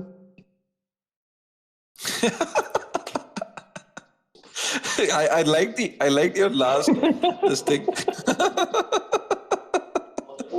I mean, Yeah, but Ankit, ये बातें समझ में क्यों नहीं आ रही? मतलब मैं what yeah, this is do more with DeFi. So this is basically exactly what we are saying, do more with DeFi. But Ankit, जैसे ये चीजें जो है, मतलब यहाँ पे मुझे इसमें इसमें इशू क्या है? लोग क्यों डीफाई की तरफ जो मैं ये नहीं कह रहा हूँ कि ऑब्वियसली जो टोटल वैल्यू लॉक तो ये बता रही है कि डीफाई के अंदर जो ट्रैक्शन इस टाइम है, दिस इज लाइक फिनोमिनल। हम डीफाई लामा पे जाए और वहां पे नंबर देखें तो समझ में आ रहा है कि मतलब जिस हिसाब से डीफाई ग्रो कर रहा है। बट फिर भी जैसे अगर मेरे को यहाँ पे इतने लोग सुन रहे हैं इस time, they are close to 200 लोग सुन रहे हैं इस वक्त, 200 210 लोग। तो अगर इनको अगर पहला स्टेप लेना है, तो जैसे तुमने ये बता दिया कि इस प्रोटोकॉल में जाके लगा दो, तो can you just give them a little bit of you know एक छोटा सा एक मैं कहूंगा कहूंगा कि डेमो, कि जहां पे यार ये स्टेप 1 है, ये स्टेप 2 है, ये स्टेप 3 है, इन 3 स्टेप में you will be part of DeFi और you will be exploring DeFi. और शुरुआत तुम छोटे से करके देखो एक बारी, जस्ट अटेम्प्ट दिस थिंग। हाँ, how you will explain that? तो उसका सबसे सिंपल तरीका यही है कि आप आज की तारीख में जितने भी अच्छे वॉलेट्स हैं, वो सारे वॉलेट्स हाँ ज्यादातर एप्लीकेशंस के साथ कंपैटिबल हैं। चाहे आप ठीक है, और ठीक है, सबसे सिंपल, अगर किसी को कंप्यूटर से करना है तो मेटामास्क इंस्टॉल करो। मेटामास्क सबसे ठीक है, कॉमन चीज है। मेटामास्क इंस्टॉल करो, अपना एक इथेरियम एड्रेस बनाओ, उस पे अपने एसेट्स ठीक है। लेके जाओ। उस एसेट्स के साथ थोड़े से, अगर आप पॉलीगॉन पे हो तो मैटिक टोकन रखो, इथेरियम पे हो तो इथेरियम हम्म, ईथर टोकन रखो, बाइनेंस स्मार्ट चेन पे हो तो बीएनबी टोकन रखो। ठीक उस है। अमाउंट को रख के, लेट्स से फॉर एग्जांपल आप अर्न फाइनेंस खोलो, मैं इजी फाई भी नहीं कहता, अर्न फाइनेंस खोलो। यार तुम अब ऐसा मत करो यार, मतलब इजी फाई तो बोल ही सकते हो ना यार, मतलब फिर चलो, चलो मैं ठीक है। मैं इन जनरल बात करता हूँ, मैं कहता हूँ अर्न फाइनेंस। हाँ ठीक लोग है, ये ना माने कि मैं इजी फाई बेच ठीक रहा है। हूँ, मैं डीफाई बेच रहा हूँ। बेसिकली नहीं नहीं, I am here I for the completely industry. I completely completely respect that तो thing and I appreciate this thing. आप अर्न फाइनेंस खोलो, अर्न फाइनेंस पे अपना मेटामास्क कनेक्ट करने वो बोलेगा, आपको कुछ नहीं करना, वो आपसे ट्रांजैक्शन बोलेगा, आपको अप्रूव करनी है। जस्ट ये देख लेना कि यूआरएल ठीक हो, वो तो बेसिक है अगर कोई क्रिप्टो में है तो। तो हाँ हाँ हाँ। आपने अर्न फाइनेंस खोला, आपने अपने वॉलेट कनेक्ट को किया, आपको पूरा प्रोसेस गाइडेड होगा। आप उसको देखो, स्टेप बाय स्टेप पढ़ो स्टेप्स को, और साइन करते जाओ। हम्म, आपके पास वॉल्ट आ हम्म, जाएगा। आप अपने लेट्स से $100 उसके यूएसडीटी वॉल्ट में डिपॉजिट हम्म, कर दो। आपका डाउन साइड रिस्क कुछ हम्म, नहीं है। आपके 100 वॉलेट ने इंटरेस्ट अर्न करना स्टार्ट कर दिया। आप पार्ट हो गए डीफाई के। हम्म। अरे वाह यार, कि तो तुमने शायद 4 स्टेप में चार बता दिया स्टेप, कि 4। मेटामास्क इंस्टॉल करो, फंड करो वॉलेट को, अर्न फाइनेंस से कनेक्ट हम्म, करो, और ठीक डॉलर है। डिपॉजिट करो। 4, बस। और मतलब 4 स्टेप के अंदर आप डीफाई का पार्ट बन गए। करेक्ट।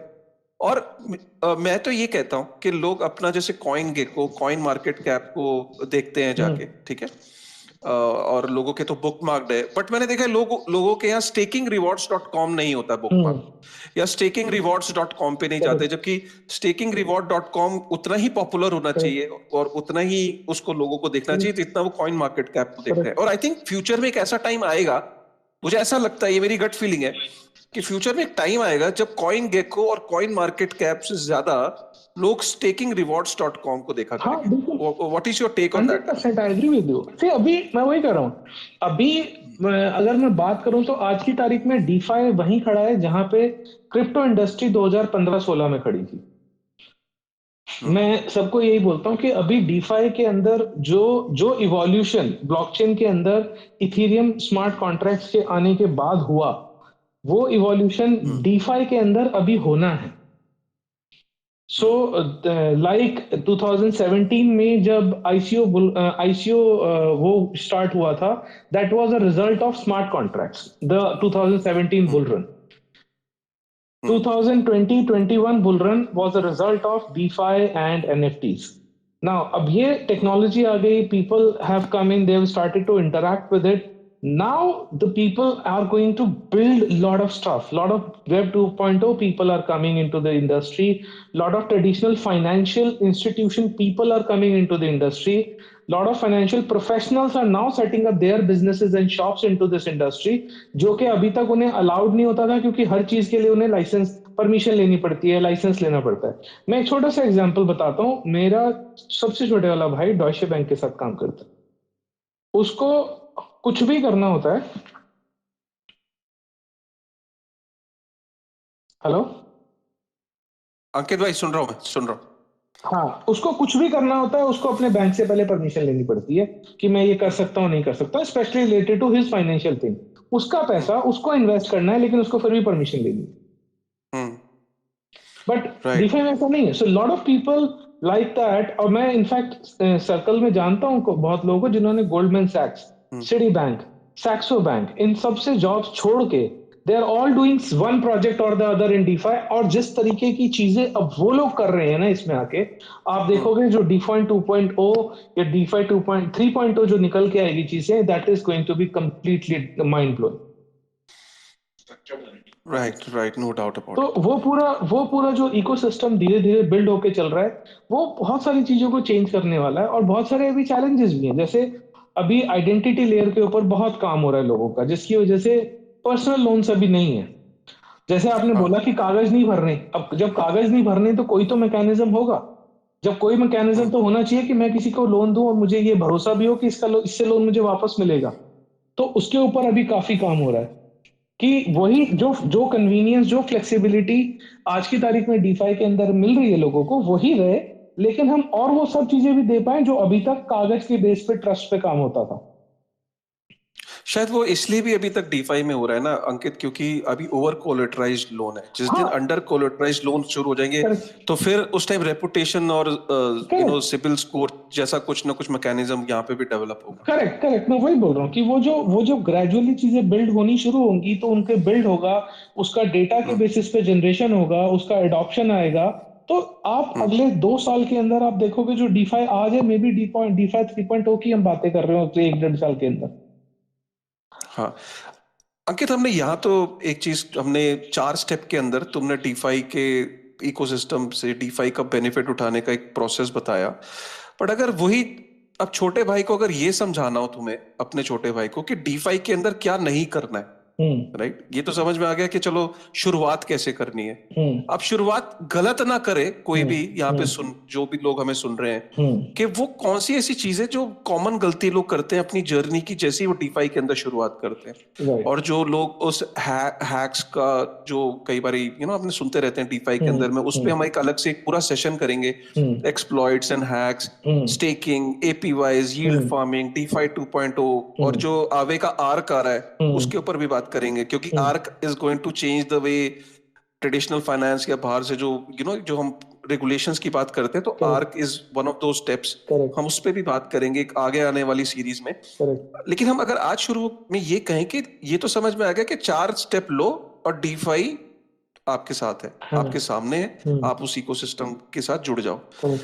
अब कौन सा ऐसा स्टेप है जो लोगों को नहीं लेना चाहिए हम्म. और जो उनको प्रॉब्लम में डाल सकता है, या right. It can put them into trouble? Absolutely. So basically क्या होगा, सबसे पहली चीज तो जब भी आप DeFi के अंदर जा रहे हो, specially as a new user, अगर आप कोर इंडस्ट्री में चीजों को फॉलो नहीं कर रहे हो, तो सबसे पहली बात, आप एकदम नए प्रोटोकॉल के पीछे मत जाओ. कोई भी नहीं, नई प्रोटोकॉल, हाँ। एप्लीकेशन है उसके पीछे आप मत जाओ. You need to see the try time tested, अगर आप स्पेशली कोडर नहीं हो तो. क्योंकि आपको नहीं हम्म, पता उसने कॉन्ट्रैक्ट में क्या लिखा है. अगर आपको कोड समझ में आता है तो सबसे पहले उसका कोड इवैल्यूएट करो कि उसके कोड में लिखा क्या है. हम्म, और हम्म, मैं समझता हूँ अगर आपको कोड समझ में आता है स्पेशली स्मार्ट कॉन्ट्रैक्ट्स का, तो मुझे लगता नहीं ऐसा होगा कि आप DeFi में नहीं हो ऑलरेडी. हम्म, और दूसरी बात, अगर आप जब भी जा रहे हो किसी एप्लीकेशन के अंदर, सबसे एक इंपॉर्टेंट चीज होती है जब आप DeFi को यूज करना स्टार्ट करते हो, जिसके रिलेटेड आजकल अभी पीछे बहुत सारे रिसेंट में स्कैम्स हुए हैं, कि बेसिकली क्या होता है, जब आप जैसे मैंने स्टेप बताया कि आप वॉलेट को कनेक्ट करते हो, ट्रांजैक्शन करते हो, तो उस ट्रांजैक्शन करने के टाइम पे हर कॉन्ट्रैक्ट को आपसे परमिशन मांगनी पड़ती है कि हेलो, एम आई ऑडिबल?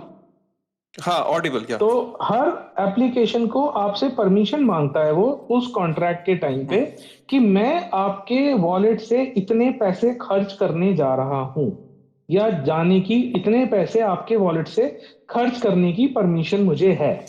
सो दो या तरफ की रिस्क की मैं बात कर रहा हूं. पहली बात, आपका स्मार्ट कॉन्ट्रैक्ट्स का रिस्क, आप किस प्रोटोकॉल के साथ काम करने जा रहे हो, वहां पे आपको देखना चाहिए. पहली बात, उसके बैकर्स कौन हैं, क्या उसके एक्चुअली बैकर्स हैं, उसके टीम कौन है, वो सब देखो. अगर नए प्रोटोकॉल पे जा रहे हो, अगर अच्छे बैकर्स हैं साथ में, तब आप उसके साथ जुड़ सकते हो, क्योंकि डेफिनेटली उन बैकर्स ने उस प्रोजेक्ट को वेट किया होगा. अगर बैकर्स नहीं है, then it's a big red flag. उसके टीम टीम कितनी पुरानी है, उन टीम का प्रोफाइल आप चेक करो. अगर आप मतलब बिल्कुल नए, पहली बात तो नए प्रोटोकॉल को छोड़ सकते हो. अगर आपको देखना भी है नए का तो उसकी मैं चेकलिस्ट बता रहा हूँ कि उसमें आपको सबसे पहले देखना चाहिए उसके इन्वेस्टर्स कौन है, उसकी टीम कौन है, टीम का बैकग्राउंड कितना है, बेसिकली टीम का रेपुटेशन कोलैटरल कितना है इस इंडस्ट्री में। क्या एकदम कोई न्यूबी है वो जिसमें जो बड़े बड़े वो रिटर्न के दावे करते हैं लोगों को अट्रैक्ट उसमें करने के लिए, वो उसमें मत एपीवाई। जाओ, वो सेकेंडरी चीज है, वो आती जाती चीज है। हाँ, तो राइट। आपको आपको सो ये देखना है उसके अंदर कि जो आपकी उसमें कोलैटरल डैमेज है फाउंडिंग टीम का, वो कितना बड़ा है। तब आप उस नए प्रोटोकॉल के साथ जाओ, अगर आपको नए प्रोटोकॉल के साथ जाना भी है। और अगर आइडियली तो मैं सजेस्ट करूंगा कि एक्सप्लोर करो जो टाइम टेस्टेड एप्लीकेशन या प्रोटोकॉल है उसी के साथ जाओ। उसके अलावा जो दूसरी बात मैं कहता हूं वो ये है कि दूसरा प्रोटेक्शन आता है आपके अपने वॉलेट की साइड में, कि आपने जब उस पर्टिकुलर प्रोटोकॉल के ऊपर अपने उसको जब आप प्रोटोकॉल से कनेक्ट करोगे तो हर डीफाई एप्लीकेशन आपके फंड को मूव कराने से पहले पहले आपसे एक प्रोसेस होता है अप्रूवल लेने का, कि ये डीफाई एप्लीकेशन आपके वॉलेट से फंड्स मूव करने की परमिशन ले रही। जनरली क्या होता है, इंटेंशनली नहीं बोलूंगा, वो बाय डिफॉल्ट चलता रहता है कि उसमें इनफाइनाइट परमिशन का रिक्वेस्ट जाता है, इनफाइनाइट फंड स्पेंडिंग। तो उस चीज को आप चेंज कर सकते हो, जितना फंड आप मूव करना चाहते हो उतने पे। ये जरूर करना चाहिए क्योंकि अभी पीछे रिसेंट में बहुत एक्सप्लॉइट्स यूजर के ऐसे हुए हैं कि लोगों ने एप्लीकेशंस बना दी अनएक्सपेक्टेड रिटर्न्स के साथ। लोगों ने अपने वॉलेट कनेक्ट करे, उसमें इनफाइनाइट की परमिशन थी, उन्होंने डिपॉजिट तो किए $100 लेकिन पीछे से वॉलेट साफ हो गया मिलियंस डॉलर्स का। ओह, तो गॉट वो इट। एक पर्टिकुलर चीज आती है। सेकंड चीज इसके साथ आती राइट। है कि जो आपका रेस्पेक्टिव अकाउंट है, उस पर्टिकुलर अकाउंट को आप जब यूज कर रहे हो अपने डीफाई प्रोटोकॉल्स के साथ, तो उसको आप ट्रैक रखिए ताकि कल को अगर आपको अपनी फाइलिंग भी कुछ करनी पड़ती है, अपनी टैक्सेशन की फाइलिंग करते हो, तो आप इजीली उसको निकाल सको। Right, amazing, some very good suggestions Ankit. Ankit, अब अगर मैं ये बोलूं कि जैसे हम लोग क्योंकि तुम्हें सुन रहे हैं, you are adding so much of value to this basics, और ये कितने सही तरीके से यू जस्ट अलाउइंग कि कैसे एक आदमी अपनी जर्नी शुरू कर सकता है डीफाई में। सो अगर मेरे को ये पूछना अंकित, इजीफाई कैसे कुछ प्रॉब्लम्स को सॉल्व कर रहा है, कुछ चीजों को यू सी कि हाँ ये प्रॉब्लम एग्जिस्ट कर रही थी डीफाई में and we are just trying to solve that, और कुछ आगे का road map if you can share के इजीफाई का क्या रोड मैप है आगे, what they are planning to do and how they are planning to solve certain things going in the future. या एब्सोल्युटली काशिफ भाई। तो देखो, इजीफाई जब हमने स्टार्ट किया था, व्हाई नेम इजीफाई, फर्स्ट वहीं से शुरू करते हैं। सो मैंने जैसे आपको बताया कि 2020 में अंशुल और मैं, हम लोग बहुत डीफाई में इधर उधर पंगे लेते रहते थे। कभी कंपाउंड पे कुछ कर रहे हैं, अर्न फाइनेंस के साथ कुछ कर रहे हैं, उस पे जस्ट एक्सप्लोरिंग, अंडरस्टैंडिंग क्या क्या हो सकता है। तो हमने एक चीज सबसे बड़ी ये देखी कि जितना हमारे टेस्ट, हमने 1-1.5 महीने के अंदर कम से कम 20 ईथर खर्च कर दिए थे गैस के ऊपर। आज करके देखो। हिम्मत ही नहीं है, तभी तो हम जल्दी से पॉलीगॉन पे मूव हो गए थे।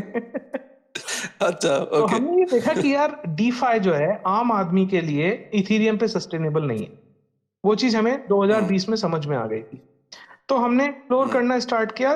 देन व्हाट, ठीक है, समझ में आ गई प्रॉब्लम है, सोल्यूशन क्या है। एंड देन वी रियलाइज की सोल्यूशन है लेयर 2। तो इसीलिए हमने जो है पॉलीगॉन पे स्टार्ट किया, क्योंकि इंडिया की अपनी ब्लॉकचेन है, उसके साथ एक अलग प्यार है। तो स्टार्टेड इंडिया का अपना डीफाई और इंडिया की अपनी blockchain, and started this because when EasyFi was launched, it was one of the first DeFi company out of India. तो वहां पे लेयर 2 पे जाने का पर्पस ये था कि आपकी गैस कॉस्ट बिल्कुल मिनिमाइज हो जाए। So that's how our journey started. That was the first thing. And second, finance का, ट्रेडिशनल फाइनेंस का डे 1 से सबसे बेसिक फाइनेंशियल प्रोडक्ट रहा है लेंडिंग, लेंडिंग अगेंस्ट कोलैटरल। तो उसके साथ हमने प्रोडक्ट को स्टार्ट किया। उसके बाद प्रोडक्ट बिल्ड होता गया, फिर हमने स्टेकिंग का मैकेनिज्म्स लॉन्च किए which were yield generating products. Then we launch farming products which was liquidity sourcing, जिसमें हमने और दूसरे प्रोडक्ट्स को, प्रोजेक्ट्स को भी अलाउ किया कि वो अपनी लिक्विडिटी इनेबल कर पाए यूनिस्वैप पे इजीफाई के थ्रू। सो वो सब प्रोडक्ट्स हमने बनाए। और अभी आज की तारीख में अगर मैं बात करूं, आपने जैसे यूसेज की बात करी, तो मैंने अभी एक आपको यूसेज बताया कि EasyFi को आप यूज कर सकते हो for taking loans in urgent needs, that is one. दूसरे मैंने आपको ओके एक स्ट्रैटेजी बताई फॉर योर रिस्क मैनेजमेंट, कि इस टाइप से आप, EasyFi भी एक लैंडिंग एप्लीकेशन है और भी हैं, आप किसी भी लैंडिंग एप्लीकेशन पे जाके इंक्लूडिंग EasyFi अपने रिस्क को मैनेज कर सकते हो by depositing your Bitcoin for today and withdrawing a portion of it so that your exposure to the market reduces. तीसरी सबसे इंपॉर्टेंट चीज जो EasyFi ने की थी सबसे पहले, वो है yield amplification। yield amplification का मतलब ये है कि आप दो तरफ से मुनाफा कमा रहे हो। वो कैसे? आप ये देखो, POW ब्लॉकचेन्स और POS ब्लॉकचेन्स, मैं समझता हूं जितने लोग अभी ट्विटर स्पेस में हो, 80% लोग अभी सब जानते होंगे कि फर्क क्या है। फिर भी मैं बता देता हूं, POS ब्लॉकचेन्स वो हैं जिनमें प्रूफ ऑफ स्टेक का मैकेनिज्म लगता है, जिसमें आप अपने टोकन्स, उस ब्लॉकचेन के टोकन्स खरीद के आप उस पर स्टेक करते हो, तो आप उसमें एक भागीदार बन जाते हो उस ब्लॉकचेन के, तो आप उस ब्लॉकचेन के इंटरेस्ट को ध्यान में रखते हो। तो उसके अंदर आप जब वो टोकन स्टेक करते हो तो आपको रिवॉर्ड मिलता है, उसमें आपको मंथली या पर ब्लॉक कुछ यील्ड जनरेट होती रहती है, जैसे जैसे ट्रांजैक्शन माइन होती है। So it is similar to doing a bitcoin mining, जो POS चेन के ऊपर स्टेकिंग है। अब आपने फॉर एग्जांपल मैटिक का एग्जांपल लेते हैं, आपने $10,000 के मैटिक खरीदे, आपने उसको स्टेक कर दिया। अब वो $10,000 के जो आपके मैटिक थे वो अटक गए, वहां पे फंसे हुए, इन द सेंस इन्वेस्टेड है, फंसे हुए would be wrong term, invested है, जो आपको यील्ड जनरेट कर रहे हैं, बट वो वहीं रह गए। अब 2020 एंड में 2021 में एक नया कॉन्सेप्ट आया था स्टेक डेरिवेटिव्स का, जिसपे लीडो है और बहुत सारे प्रोडक्ट्स अच्छा काम कर रहे हैं, जिसमें क्या होता है, जब आप स्टेक करते हो तो वो आपको एक तरीके से रसीद दे देते हैं। आज आप कुछ भी जाते हो दुकान पे, चश्मा बनवाने भी जाते हो, तो वो आपको एक रसीद दे देता है जी, कल कोई रसीद ले आना, मैं आपको चश्मा दे दूंगा। मैं आपको नहीं जानता, मैं इस रसीद को जानता हूँ। वही कॉन्सेप्ट है स्टेक डेरिवेटिव्स का। जब आप किसी टोकन को स्टेक करते हो तो वो आपको एक डिजिटल रसीद दे देता है in form of a token. हाँ ठीक है। अब आपने वो लेके रख ली, आपको वहां से 20% का रिटर्न आ रहा है, बस उतना ही हो गया। अब इस रसीद का आप क्या करो? तो हमने क्या करा, हमने EasyFi के ऊपर इस रसीद के अगेंस्ट भी आपको लोन देना शुरू कर दिया। So at the end of the day ये भी आपकी एसेट ही है ना, this is representing your asset. Asset है ना। हाँ तो पहले जमाने में लोग गोल्ड को रखते थे और रसीद ले जाके वो ट्रेड करते थे। हाँ, तो ये वही चीज है। उसके अलावा दूसरा बताता हूँ, रियल टाइम में आज ट्रेडिशनल फाइनेंस में हम FD कराते हैं बैंक में, FD पे इंटरेस्ट मिल रहा होता है, और उस FD के अगेंस्ट में लोन भी ले सकता हूँ। ये वही चीज हम कर रहे हैं, ये समझ लो कि आपने $10,000 के मैटिक खरीदे, वो आपने स्टेक करे, उससे आपको वहां से भी इंटरेस्ट मिल रहा है। उसके बाद तो $10,000 के जो आपके मैटिक की रसीद है वो आप EasyFi पे लाए, आपने उसको कोलेटरल रखा, और $7,000 आप हमसे ले भी गए, तो मैटिक पे आपको एक्सपोजर कितना रहा? $3,000 का। आपको जो रिटर्न मिल रही है वो मिल रही है $10,000 पे। ठीक है, राइट। तो आपका रिटर्न कितना हो गई? 4 गुना। That is how it works. So this is called yield amplification. Okay, so are you the only player in this or there are अभी other स्टेक players? डेरिवेटिव्स के ऊपर बहुत ज्यादा प्लेयर्स कुछ हो तो मैं कह नहीं सकता, देखो DeFi बहुत बड़ा है, बट ऐसा कोई प्रोमिनेंट प्लेयर नहीं है जो अभी तक स्टेक डेरिवेटिव्स के ऊपर लोन दे रहा। Okay, okay. So in a sense, so basically you are the right now. If we were the pioneers for sure. जनवरी में जब हमने स्टार्ट किया था तब तक ये कोई नहीं दे रहा था, क्योंकि तब स्टेक डेरिवेटिव्स बहुत नया था, लास्ट ईयर जनवरी में। So we were definitely the pioneer, but if we are the only ones today, I cannot really comment on that because I really do not know if there are other people doing it, but no prominent one. अंकित मजा आ गया यार। अंकित मैं बता रहा हूँ, मैं honestly बोल रहा हूँ यार, जब मैंने ये सेशन शुरू किया था ना, तो I didn't had this idea कि ये इतना इंटरेस्टिंग होगा और इतना कुछ सीखने को मिलेगा बेसिक्स को। मैं तुम्हें बताऊं, अब ना अगले जो हम ये सीरीज करेंगे ना, लर्न विद EasyFi, हम इस पे काम करते हैं। हम ना ऑडियंस से पूछेंगे उनको क्या सुनना है, उनको क्या सीखना है DeFi में, क्या कहते हो?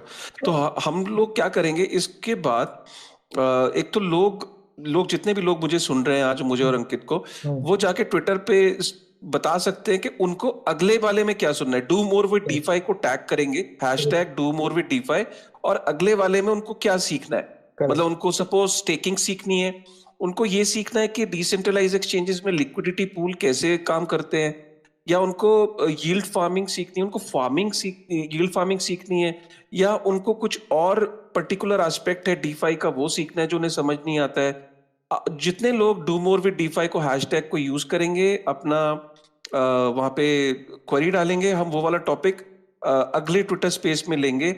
और अंकित, मुझे ऐसा लगता है कि मैं तुम्हें पूरे साल भी बुलाऊं ना तो भी कम है, because you know what, your knowledge होना एक चीज है। I'll give a compliment to you.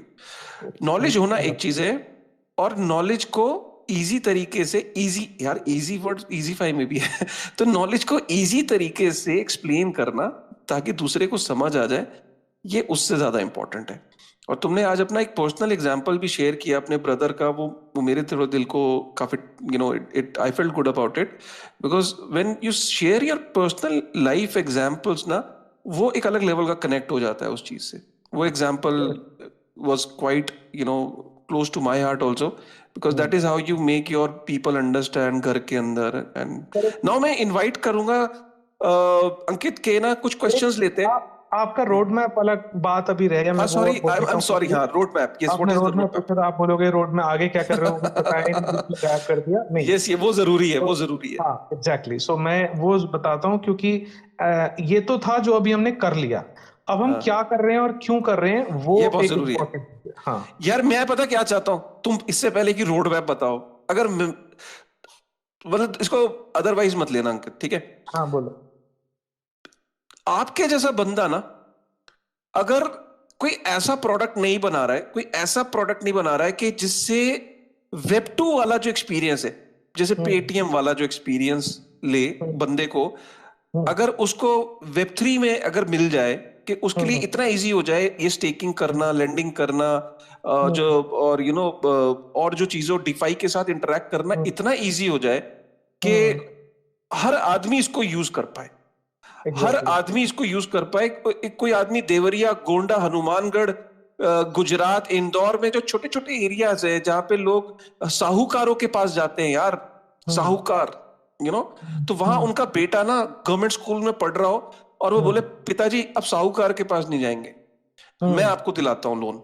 आप बोलो पिताजी हमारे देश में कई फार्मर्स हैं जो लोन्स की वजह से, ना रीपे करने की वजह से सुसाइड कर लेते हैं। और अब फार्मर्स की बात क्यों करें, कई ऐसे लोग हैं जो सुसाइड कर लेते हैं बिकॉज वो टाइम पे साहूकार का पैसा नहीं दे पाते। मैं while I am speaking this thing, मेरे लिटरली आंखों में आंसू है। मैं इतना इंस्पायर हूं इन चीजों से, इन टेक्नोलॉजी से, कि अंकित अगर हम नहीं, मैं तो देखो नॉन टेक बैकग्राउंड का, आई एम सॉरी, मतलब अगर अंकित तुम ये चीज नहीं बना रहे हो ना, seriously you are missing on this story.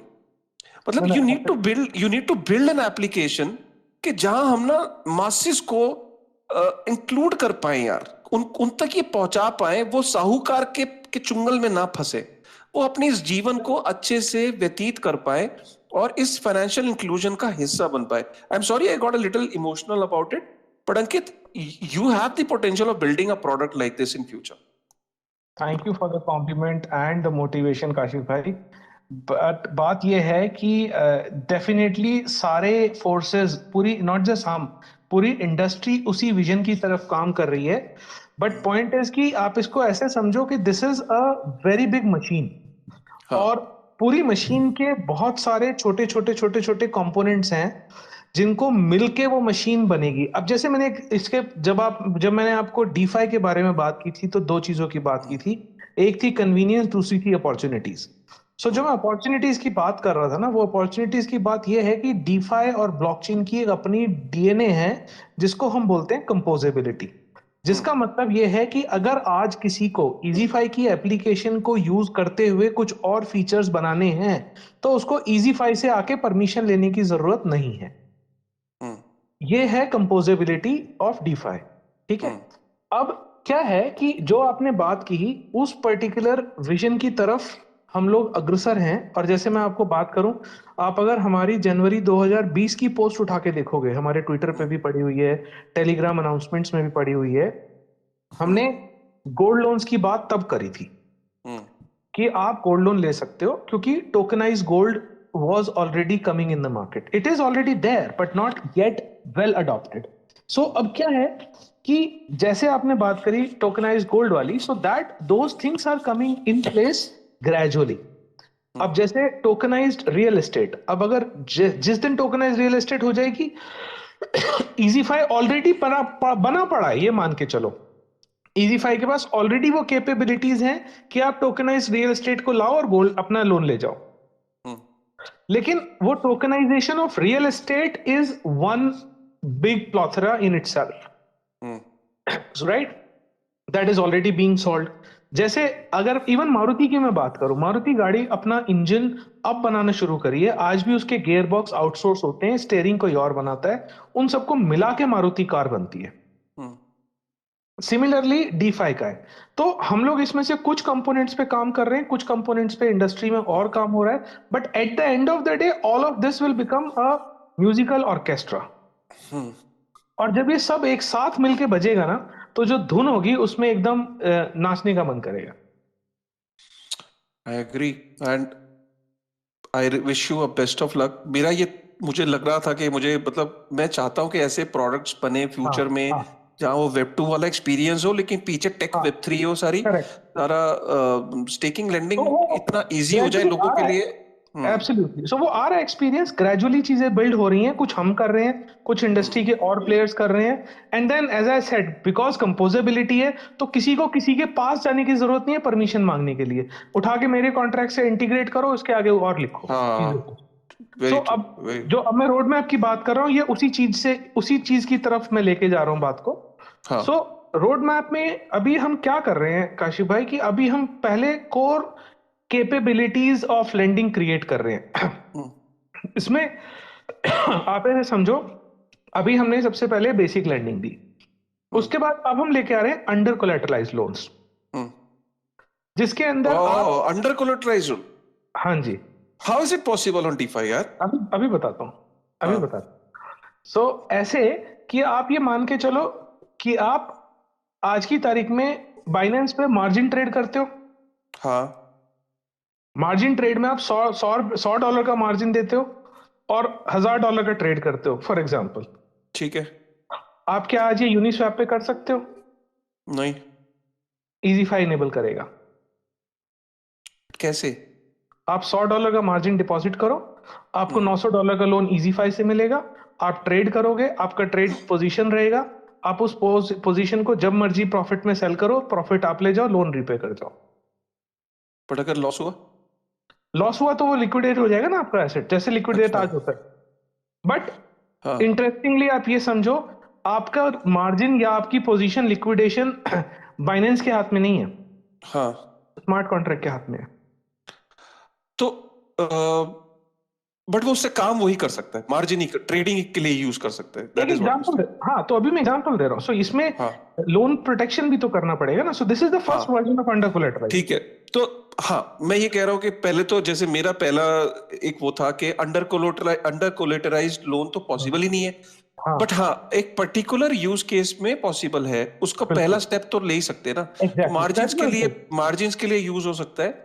May be कल को फ्यूचर में और ऐसे जो धीरे धीरे स्टेप्स इवॉल्व होंगे जिसमें और जगहों पे यूज हो सकता है। करेक्ट। अब इसके बाद नेक्स्ट मैं आपको बताता हूँ। नेक्स्ट है in a way uncollateralized loan also, जिसमें we are going to create ecosystem and infrastructure for education loans, for salary loans onto the platform. This is huge यार। हाँ, ये कैसे पॉसिबल होगा? ये भी पॉसिबल होगा। We are already talking to at least 25 to 30 American universities who are willing to confirm the admissions and validating the signatures and whitelisting the addresses for the payment of their education, and the degrees will be NFTified and will only be released once the loan will be repaid. Oh, this is huge यार। यार ये तो सही दिमाग लगाया यार। मतलब कि दिस इज क्रेजी मैन। मतलब सपोज करो कि मैंने इजीफाई से लोन लिया, ठीक है, इजी पे और लोन मेरे को, आपको नहीं मिलेगा। इजी सो एजुकेशन हाँ लोन क्या होता है? ठीक है, पेमेंट जाती है सीधा हाँ हाँ हाँ हाँ, तो एजुकेशन, तो यहाँ अभी पे भी तो भी ऐसे ही होता है। अभी भी अभी तो भी जो हाँ बैंक वही देता है, सीधा पेमेंट वही करेक्ट, करता है। तो यहाँ भी वही होगा। हाँ, अरे यार दिस इज ह्यूज यार। So basically what you are saying कि अगर अमेरिकन यूनिवर्सिटी है, उसको हाँ वहां मेरे को पढ़ने जाना था, या मेरे को छोटे भाई को या मेरे अपने बच्चे को, बेटे को पढ़ने भेजना है, अब वो करेक्ट वहां बैंक के चक्कर लगाता हूँ, बैंक मना कर देता है कि करेक्ट सर आप बुढ़े हो चुके हो, आपके पास करेक्ट 10 साल ही बचे हैं पेमेंट के करेक्ट लिए, करेक्ट बेटा आपका पढ़ाने भेजना चाह रहे हो, आप नहीं पढ़ा करेक्ट सकते अपने बेटे को, करेक्ट क्योंकि अब आप बुढ़े हो चुके हो, आपकी करेक्ट अर्निंग कैपेसिटी अगले 10 साल की नहीं है। और करेक्ट बैंक आपको बिना किसी रीजन के डिनाई कर देता है लोन, ठीक है, करेक्ट या आपके सर पे बाल नहीं है, या आप करेक्ट गंजे हो, वो XYZ करेक्ट रीजन देके आपको लोन डिनाई कर देता है। करेक्ट अब तुम यहाँ पे ये कह रहे हो कि तुम ऐसी यूनिवर्सिटीज के साथ टाई अप कर रहे हो जहां पे करेक्ट मेरा बेटा पढ़ने करेक्ट जा सकता है, डायरेक्ट करेक्ट पेमेंट यूनिवर्सिटी को हो गई, करेक्ट वहां से पढ़ने के बाद उसको डिग्री तभी मिलेगी, जब वो लोन डिग्री रिपे कर एनएफटी, दे। डिग्री एनएफटी के फॉर्म में मिलेगी, एनएफटी, करेक्ट और एनएफटी, एनएफटी के फॉर्म में उसे डिग्री मिलेगी जो ब्लॉकचेन पे स्टोर होगी, वेरीफाइबल होगी, उससे ज्यादा ऑथेंटिक कुछ नहीं हो सकता। और वो और और वो लॉक होगी हमारे कॉन्ट्रैक्ट्स में जब अगेंस्ट वो हिज लोन। रीपेमेंट करेगा, उसके बाद ही वो स्मार्ट कॉन्ट्रैक्ट से एनएफटी रिलीज होगी उसकी डिग्री की। एग्जैक्टली। ओह वाह मैन, यार ये थ्रेड, ये एक बात बताओ शांत, मतलब अंकित, मुझे ये थ्रेड चाहिए इस बात का कि ये रोड मैप में है तुम्हारे, सो दिस इज क्रेजी यार, या मैं बना दूंगा चलो। That is the kind of innovation we need हाँ from India, correct and we should be proud of this country where we have people like you, people like Sandeep, people like Harsh, people like Instadap guys, Stadler guys, Huddle guys, I mean, मैं पता है इतना fascinate हो रहा हूँ अपने ecosystem से, हमारे भारत के इकोसिस्टम से। मैं ऐसे गेस्ट और भी बुलाना चाहता हूँ कि यार दुनिया को पता लगे कि हम लोग करेक्ट एक्चुअली में कर क्या रहे हैं यार, क्या बवाल काट रहे हैं हम दुनिया में। Sorry to use this casual word, but this is like crazy. I'm getting excited about it. These are the ideas that are going to drive our country toward, the leadership position, pole position in Web3. Absolutely. These are the kind of ideas we like. इसी thought के साथ यार मैं ना चाहता हूँ कुछ फटाफट 2-3 क्वेश्चंस, 4 क्वेश्चंस हम ले लें, और people बिल्कुल। want to ask certain question, तो कुछ लोगों की एक रिक्वेस्ट है। एक चीज मैं और बोलना चाहता हूँ बिफोर वी हाँ go to the sure question, sure. Because वो भी बहुत इंपॉर्टेंट है and this is also we are going to be the first one in the world to promote this, अच्छा, and that is मेटाफाई।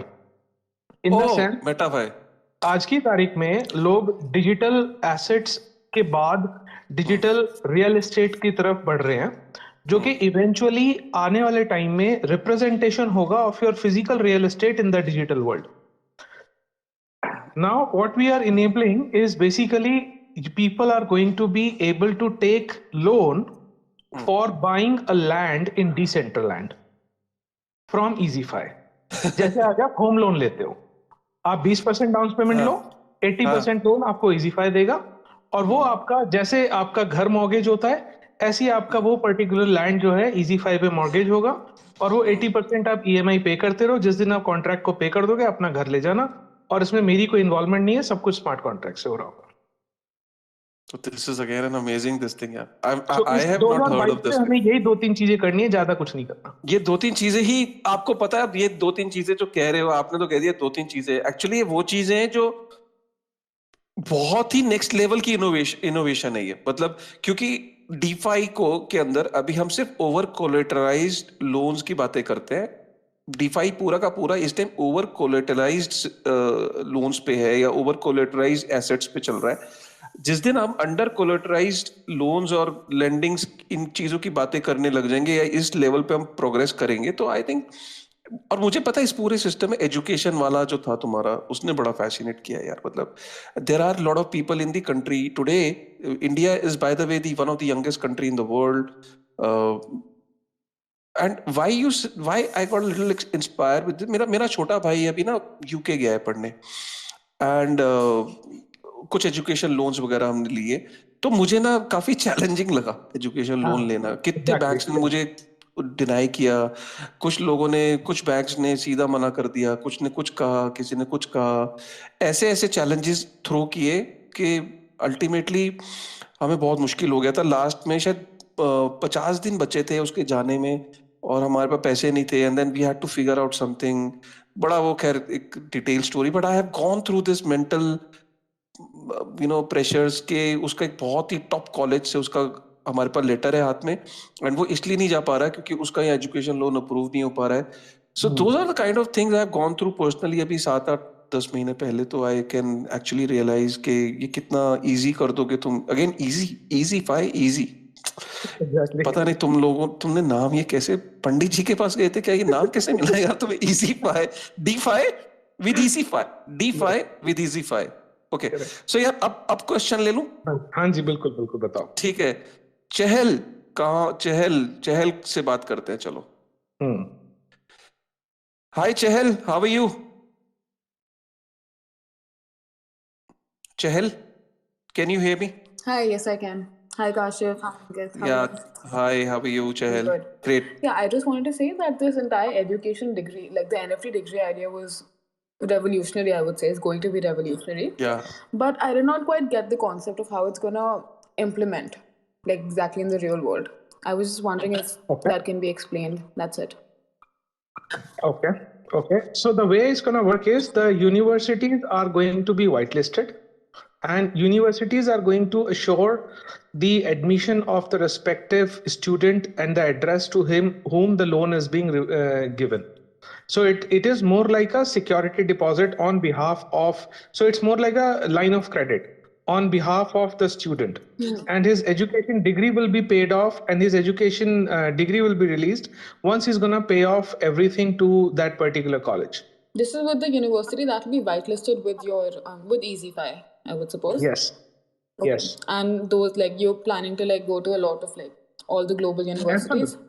Absolutely. So we have initially picked up like bigger 20-25 universities to do a case pilot, and then we're going to go with other universities as the stuff will go. And once it will become DAO, it will be the DAO members' choice to decide which university they want to whitelist, which they don't want to whitelist. Yeah. Wow, amazing. That I just wanted to ask that. Thank you. Okay. Thank you, Chahel. Thank you. Then we have a request from Alpha. Yes, Alpha.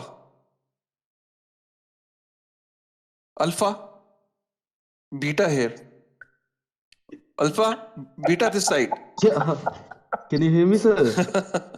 Yes, Alpha. Beta is listening to you. Sir, it's me, Ankit Arya, actually. Alpha तभी अरे यार मुझे तुम्हारा alpha नाम ही अच्छा लग रहा है, छोड़ो, बताओ। मेरा क्या है कि मैं लाइक 2018 स्टार्टिंग से क्रिप्टो में हूँ जुड़ा हुआ। आपसे भी मेरे उसी टाइम बात हुई थी 2019 में, थ्रू आउट ईमेल, फिर एक बार कॉल पे बात हुई थी। तो क्या है कि चीज़ों को मैं देखता रहता हूँ, सीखता रहता हूँ। उस टाइम से मैंने बहुत सारा पैसा तो नहीं बनाया इस मार्केट में, लेकिन हाँ मैंने चीज़ें जैसे डाओ आया अपना, पूरा ये कॉन्सेप्ट ही चेंज हो गया। लाइक गवर्नेंस सिस्टम ही चेंज कर दे रहे हैं।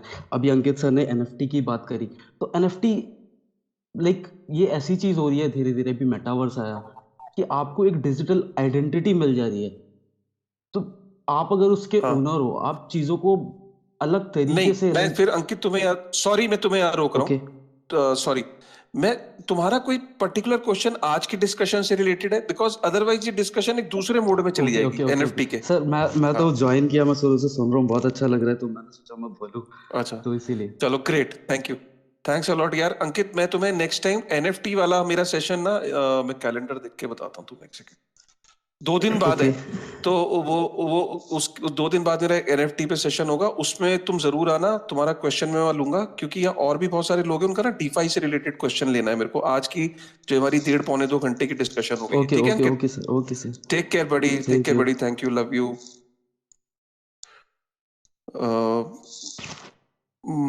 Okay, then I'll take it from Krishna. Krishna ji बताइए। Krishna. Hi Kashif. Hi Ankit. Thanks for the mic. Hi. I think it's been an amazing discussion for the last 90 minutes. expanded my horizon a lot. Being a crypto investor, being from last 3 years, I have two questions actually.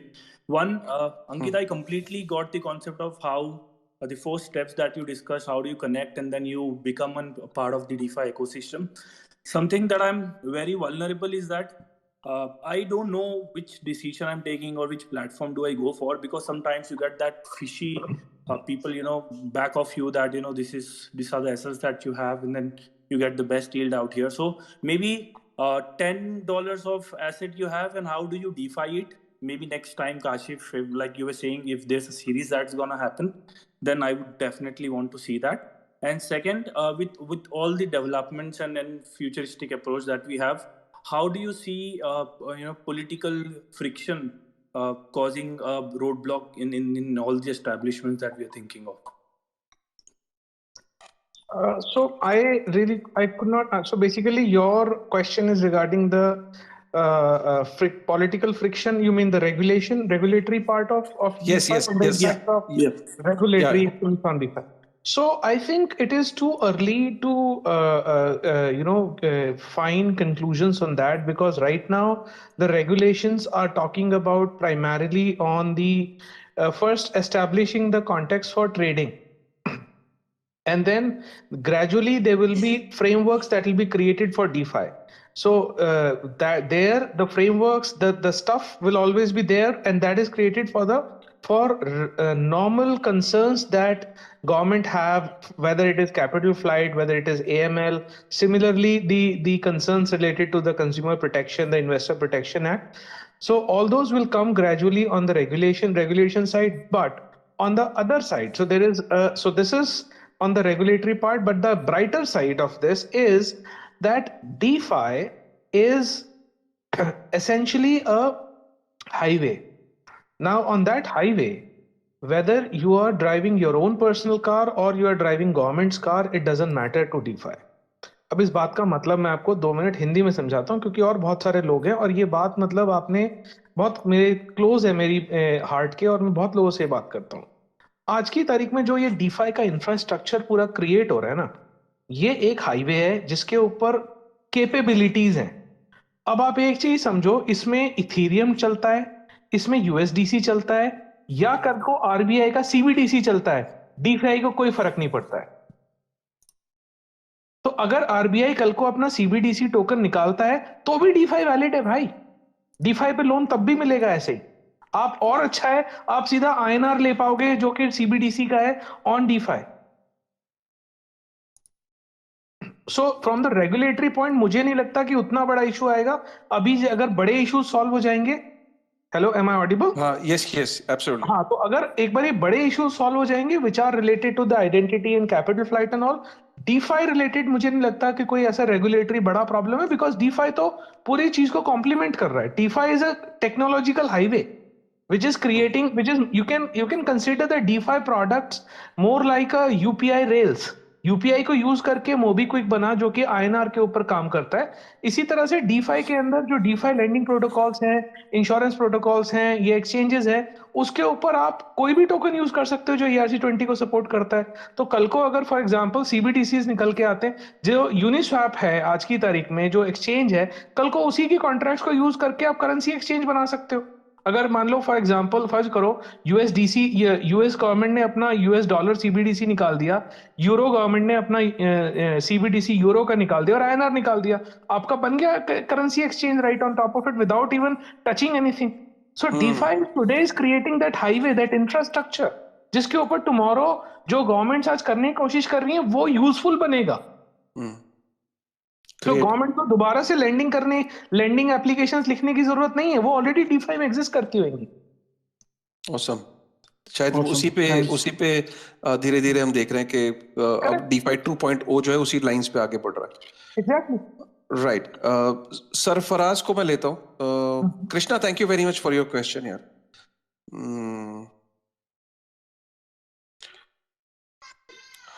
Right. Hello sir, can you hear me? हाँ, please ask your question. Yeah, sure. So first of all, thanks for this session, and I just recently joined. I hope to get much more sort of a value from this. My question is more regarding like if someone wants to build an app on the DeFi, like what would be the first thing, like in terms of the user experience, that people should or anyone who wants to sort of have the app focus on, like in terms of the user experience? Because what I come across is that if someone is trying to build a DeFi, when you go to the website or when you go to the main sort of a forum, I'm not able to like see something which attracts me in a very intuitive way, right? So like what? Great. Yeah. So if you can So, throw some light on it. very good question. Hmm. Very good question. So basically, this is a very common problem that now it is coming down, but it was there in, again, first generation apps. Even EasyFi had this problem in the previous versions, where आज की तारीख में जब आप जाते हो उसके application के ऊपर, why I'm switching into Hindi is because I realize that there are a lot of people who want me to speak in Hindi. Yeah, sure. So, Go ahead. जब आप जाते हो किसी भी एप्लीकेशन के ऊपर डीफाई के स्पेशली, तो वहां पे या वेब3 एप्लीकेशंस के साथ भी एक कॉमन प्रॉब्लम है कि वो पहले स्टेप में ही आपको पुश करती हैं वॉलेट कनेक्ट करो, वॉलेट कनेक्ट करो। आप एक्सप्लोर ही नहीं कर पाते हो उसमें है क्या। तो एक बेसिक चीज जो आपको एक एप्लीकेशन डिजाइन करते हुए ध्यान रखनी चाहिए कि एटलीस्ट आपकी एप्लीकेशन का बेसिक डेटा, जब तक आप ट्रांजैक्शन नहीं क्रिएट कर रहे हो तब तक का डेटा उसका बाय डिफॉल्ट लोड होना चाहिए, ताकि बंदे को एटलीस्ट एप्लीकेशन में दिखे तो सही है क्या। उसके बाद आप उसे ट्रांजैक्शन कराना चाहते हो, उसके उस टाइम पे आप उससे वॉलेट कनेक्ट कराओ। करेक्ट। सो ये एक बहुत कॉमन प्रॉब्लम इवन EasyFi में भी होती थी कि वो कुछ दिखाता ही नहीं था जब तक आप वॉलेट ना कनेक्ट करो। तो हमने भी फर्स्ट वर्जन में ये गलती करी, क्योंकि उस वक्त DeFi सब कुछ नया था, हमें भी लॉन्च करना था, हमने प्रोडक्ट लॉन्च किया, यूज कराया, बट फिर धीरे धीरे यूजर फीडबैक्स है तो हमने भी इस चीज को किया और हमने नोटिस करा ना कि सिर्फ हमारे एप्लीकेशन में और बहुत सारे एप्लीकेशंस में यही प्रॉब्लम थी और अभी भी है कुछ एप्लीकेशंस में। तो मेरे ख्याल से जब भी आप कोई नई एप्लीकेशन डिजाइन कर रहे हो, एटलीस्ट अपने यूजर को जो बेसिक डेटा आप अपनी एप्लीकेशन रिगार्डिंग दिखा सकते हो बिना यूजर के वॉलेट को कनेक्ट कराए, वो दिखाना चाहिए इमीडिएटली। बाकी फिर आप उसकी यूजर स्पेसिफिक डेटा जो लाना है, तब उस चीज के लिए आप उसको अपने वॉलेट से कनेक्ट करो। ठीक है जी, thank you very much. Pranav पूछो अपना क्वेश्चन। प्रणव नहीं पूछ रहा। कपिल। Yes, sir. हाँ Kapil. It's Pranav. Pranav, I think. Yeah, Pranav, please Pranav ask आप पूछो। and I'll ask. प्रणव आप पूछो। Pranav. Okay. Sir, actually, sir, I want to, sir, that what are the scams that can happen in DeFi? Or there's any chances that the lended money in the DeFi system can be stolen? Yes, absolutely. If the application that you are so there are two kind of things that can happen. One is which is done willfully. Second, which happens as a risk in the DeFi ecosystem that happens. So in case of willful, what happens? Many scams have happened where people have got people to deposit tokens and have given their tokens in return, and then after a period they have just dissolved the contracts and upgraded the contracts and withdrawn the money. It was already written in the contract like that. तो ऐसे contracts आपको पहले explore करने चाहिए और जो steps लेने चाहिए वो मैं ऑलरेडी बता चुका हूँ सेशन में, आप रिकॉर्डिंग में सुन सकते हैं। दूसरा होता है एक्सप्लॉइट्स। सो एक्सप्लॉइट्स डेफिनेटली होते हैं, जो कि अगर आप बात करें तो जब भी कोई नई टेक्नोलॉजी नई चीज बनती है उसमें रिस्क हमेशा होते हैं।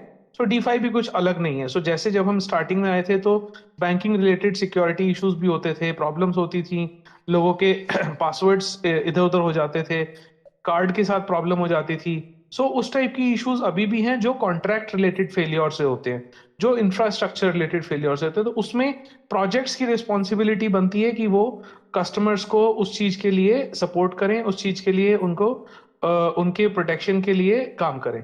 सो वो पर्टिकुलर चीज, ये दो टाइप के रिस्क जो है डीफाई के अंदर होते हैं। पहला का ध्यान आपको रखना है, दूसरे का ध्यान प्रोजेक्ट को रखना है। Thank you very much. Kapil आपका question. Yeah, thank you, Kashif. Thank you, Ankit, for letting me speak and having my question on board. So my question is the whole process about. Can you just briefly describe me this uncollateralized lending? Because when I got into this DeFi concepts, I've heard read about this collateralized thing, but this under collateralized and over collateralized, I'm just pretty confused about them here.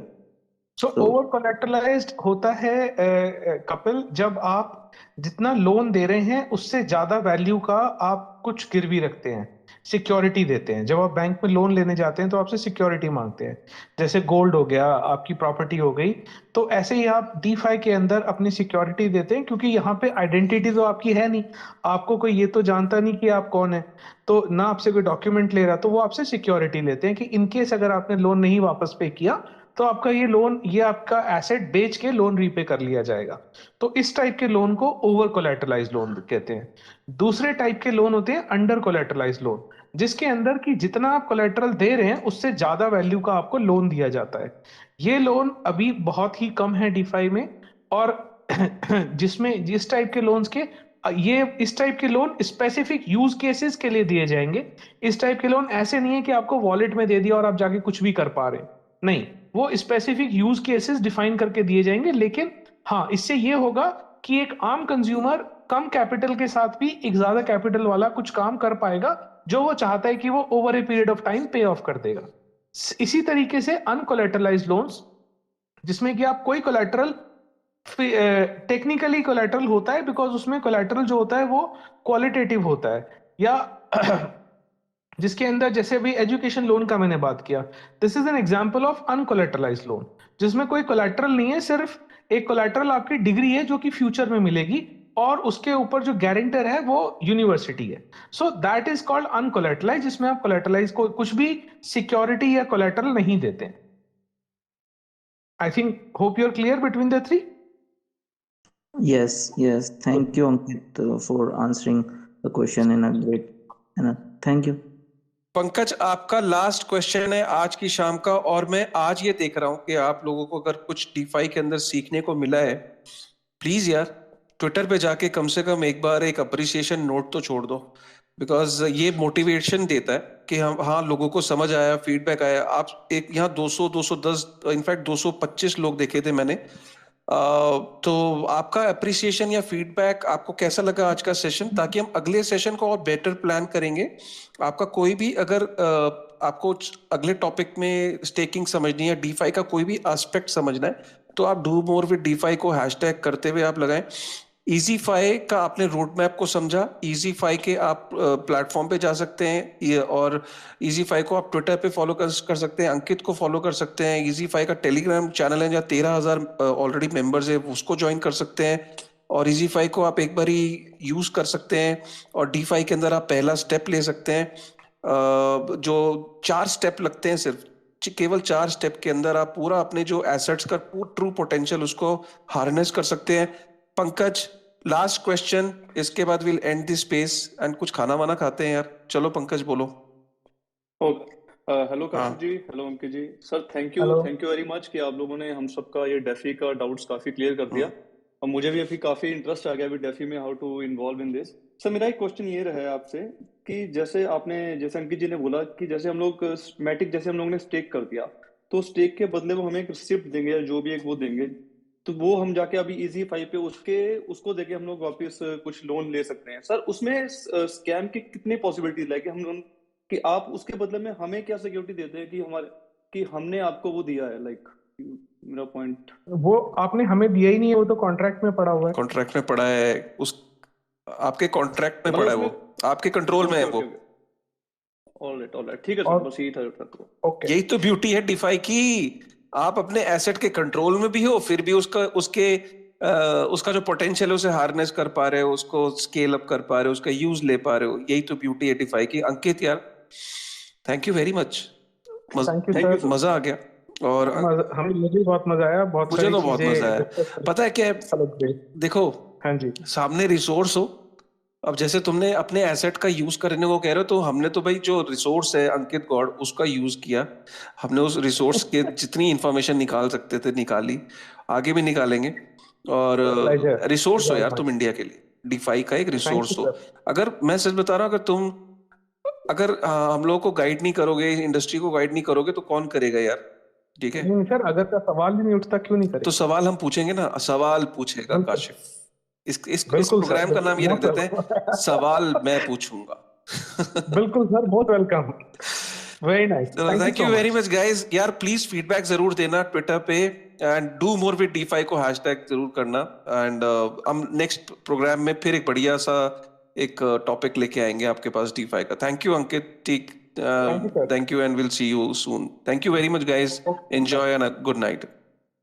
Thank you, Kashif. Thank I already talked about this space and hope so that whenever you do this space, I pretty much attend all the spaces you जी। because I think learn very basics and although I was in this domain reading stuff from the white paper and all those things, but to understand the very basic and deep knowledge from the one like Ankit sir, so yeah, it's very awesome and great, and the concept that you learn while like the Hindi concept behind concept, what it truly is, thank you, so thank you. that really we need in India. So thank you for hosting this awesome space, and yeah, I'll follow. I'll already follow both of you and like this whole space. So whenever you do, I'll get the notification. So thank you for letting this hosting this space.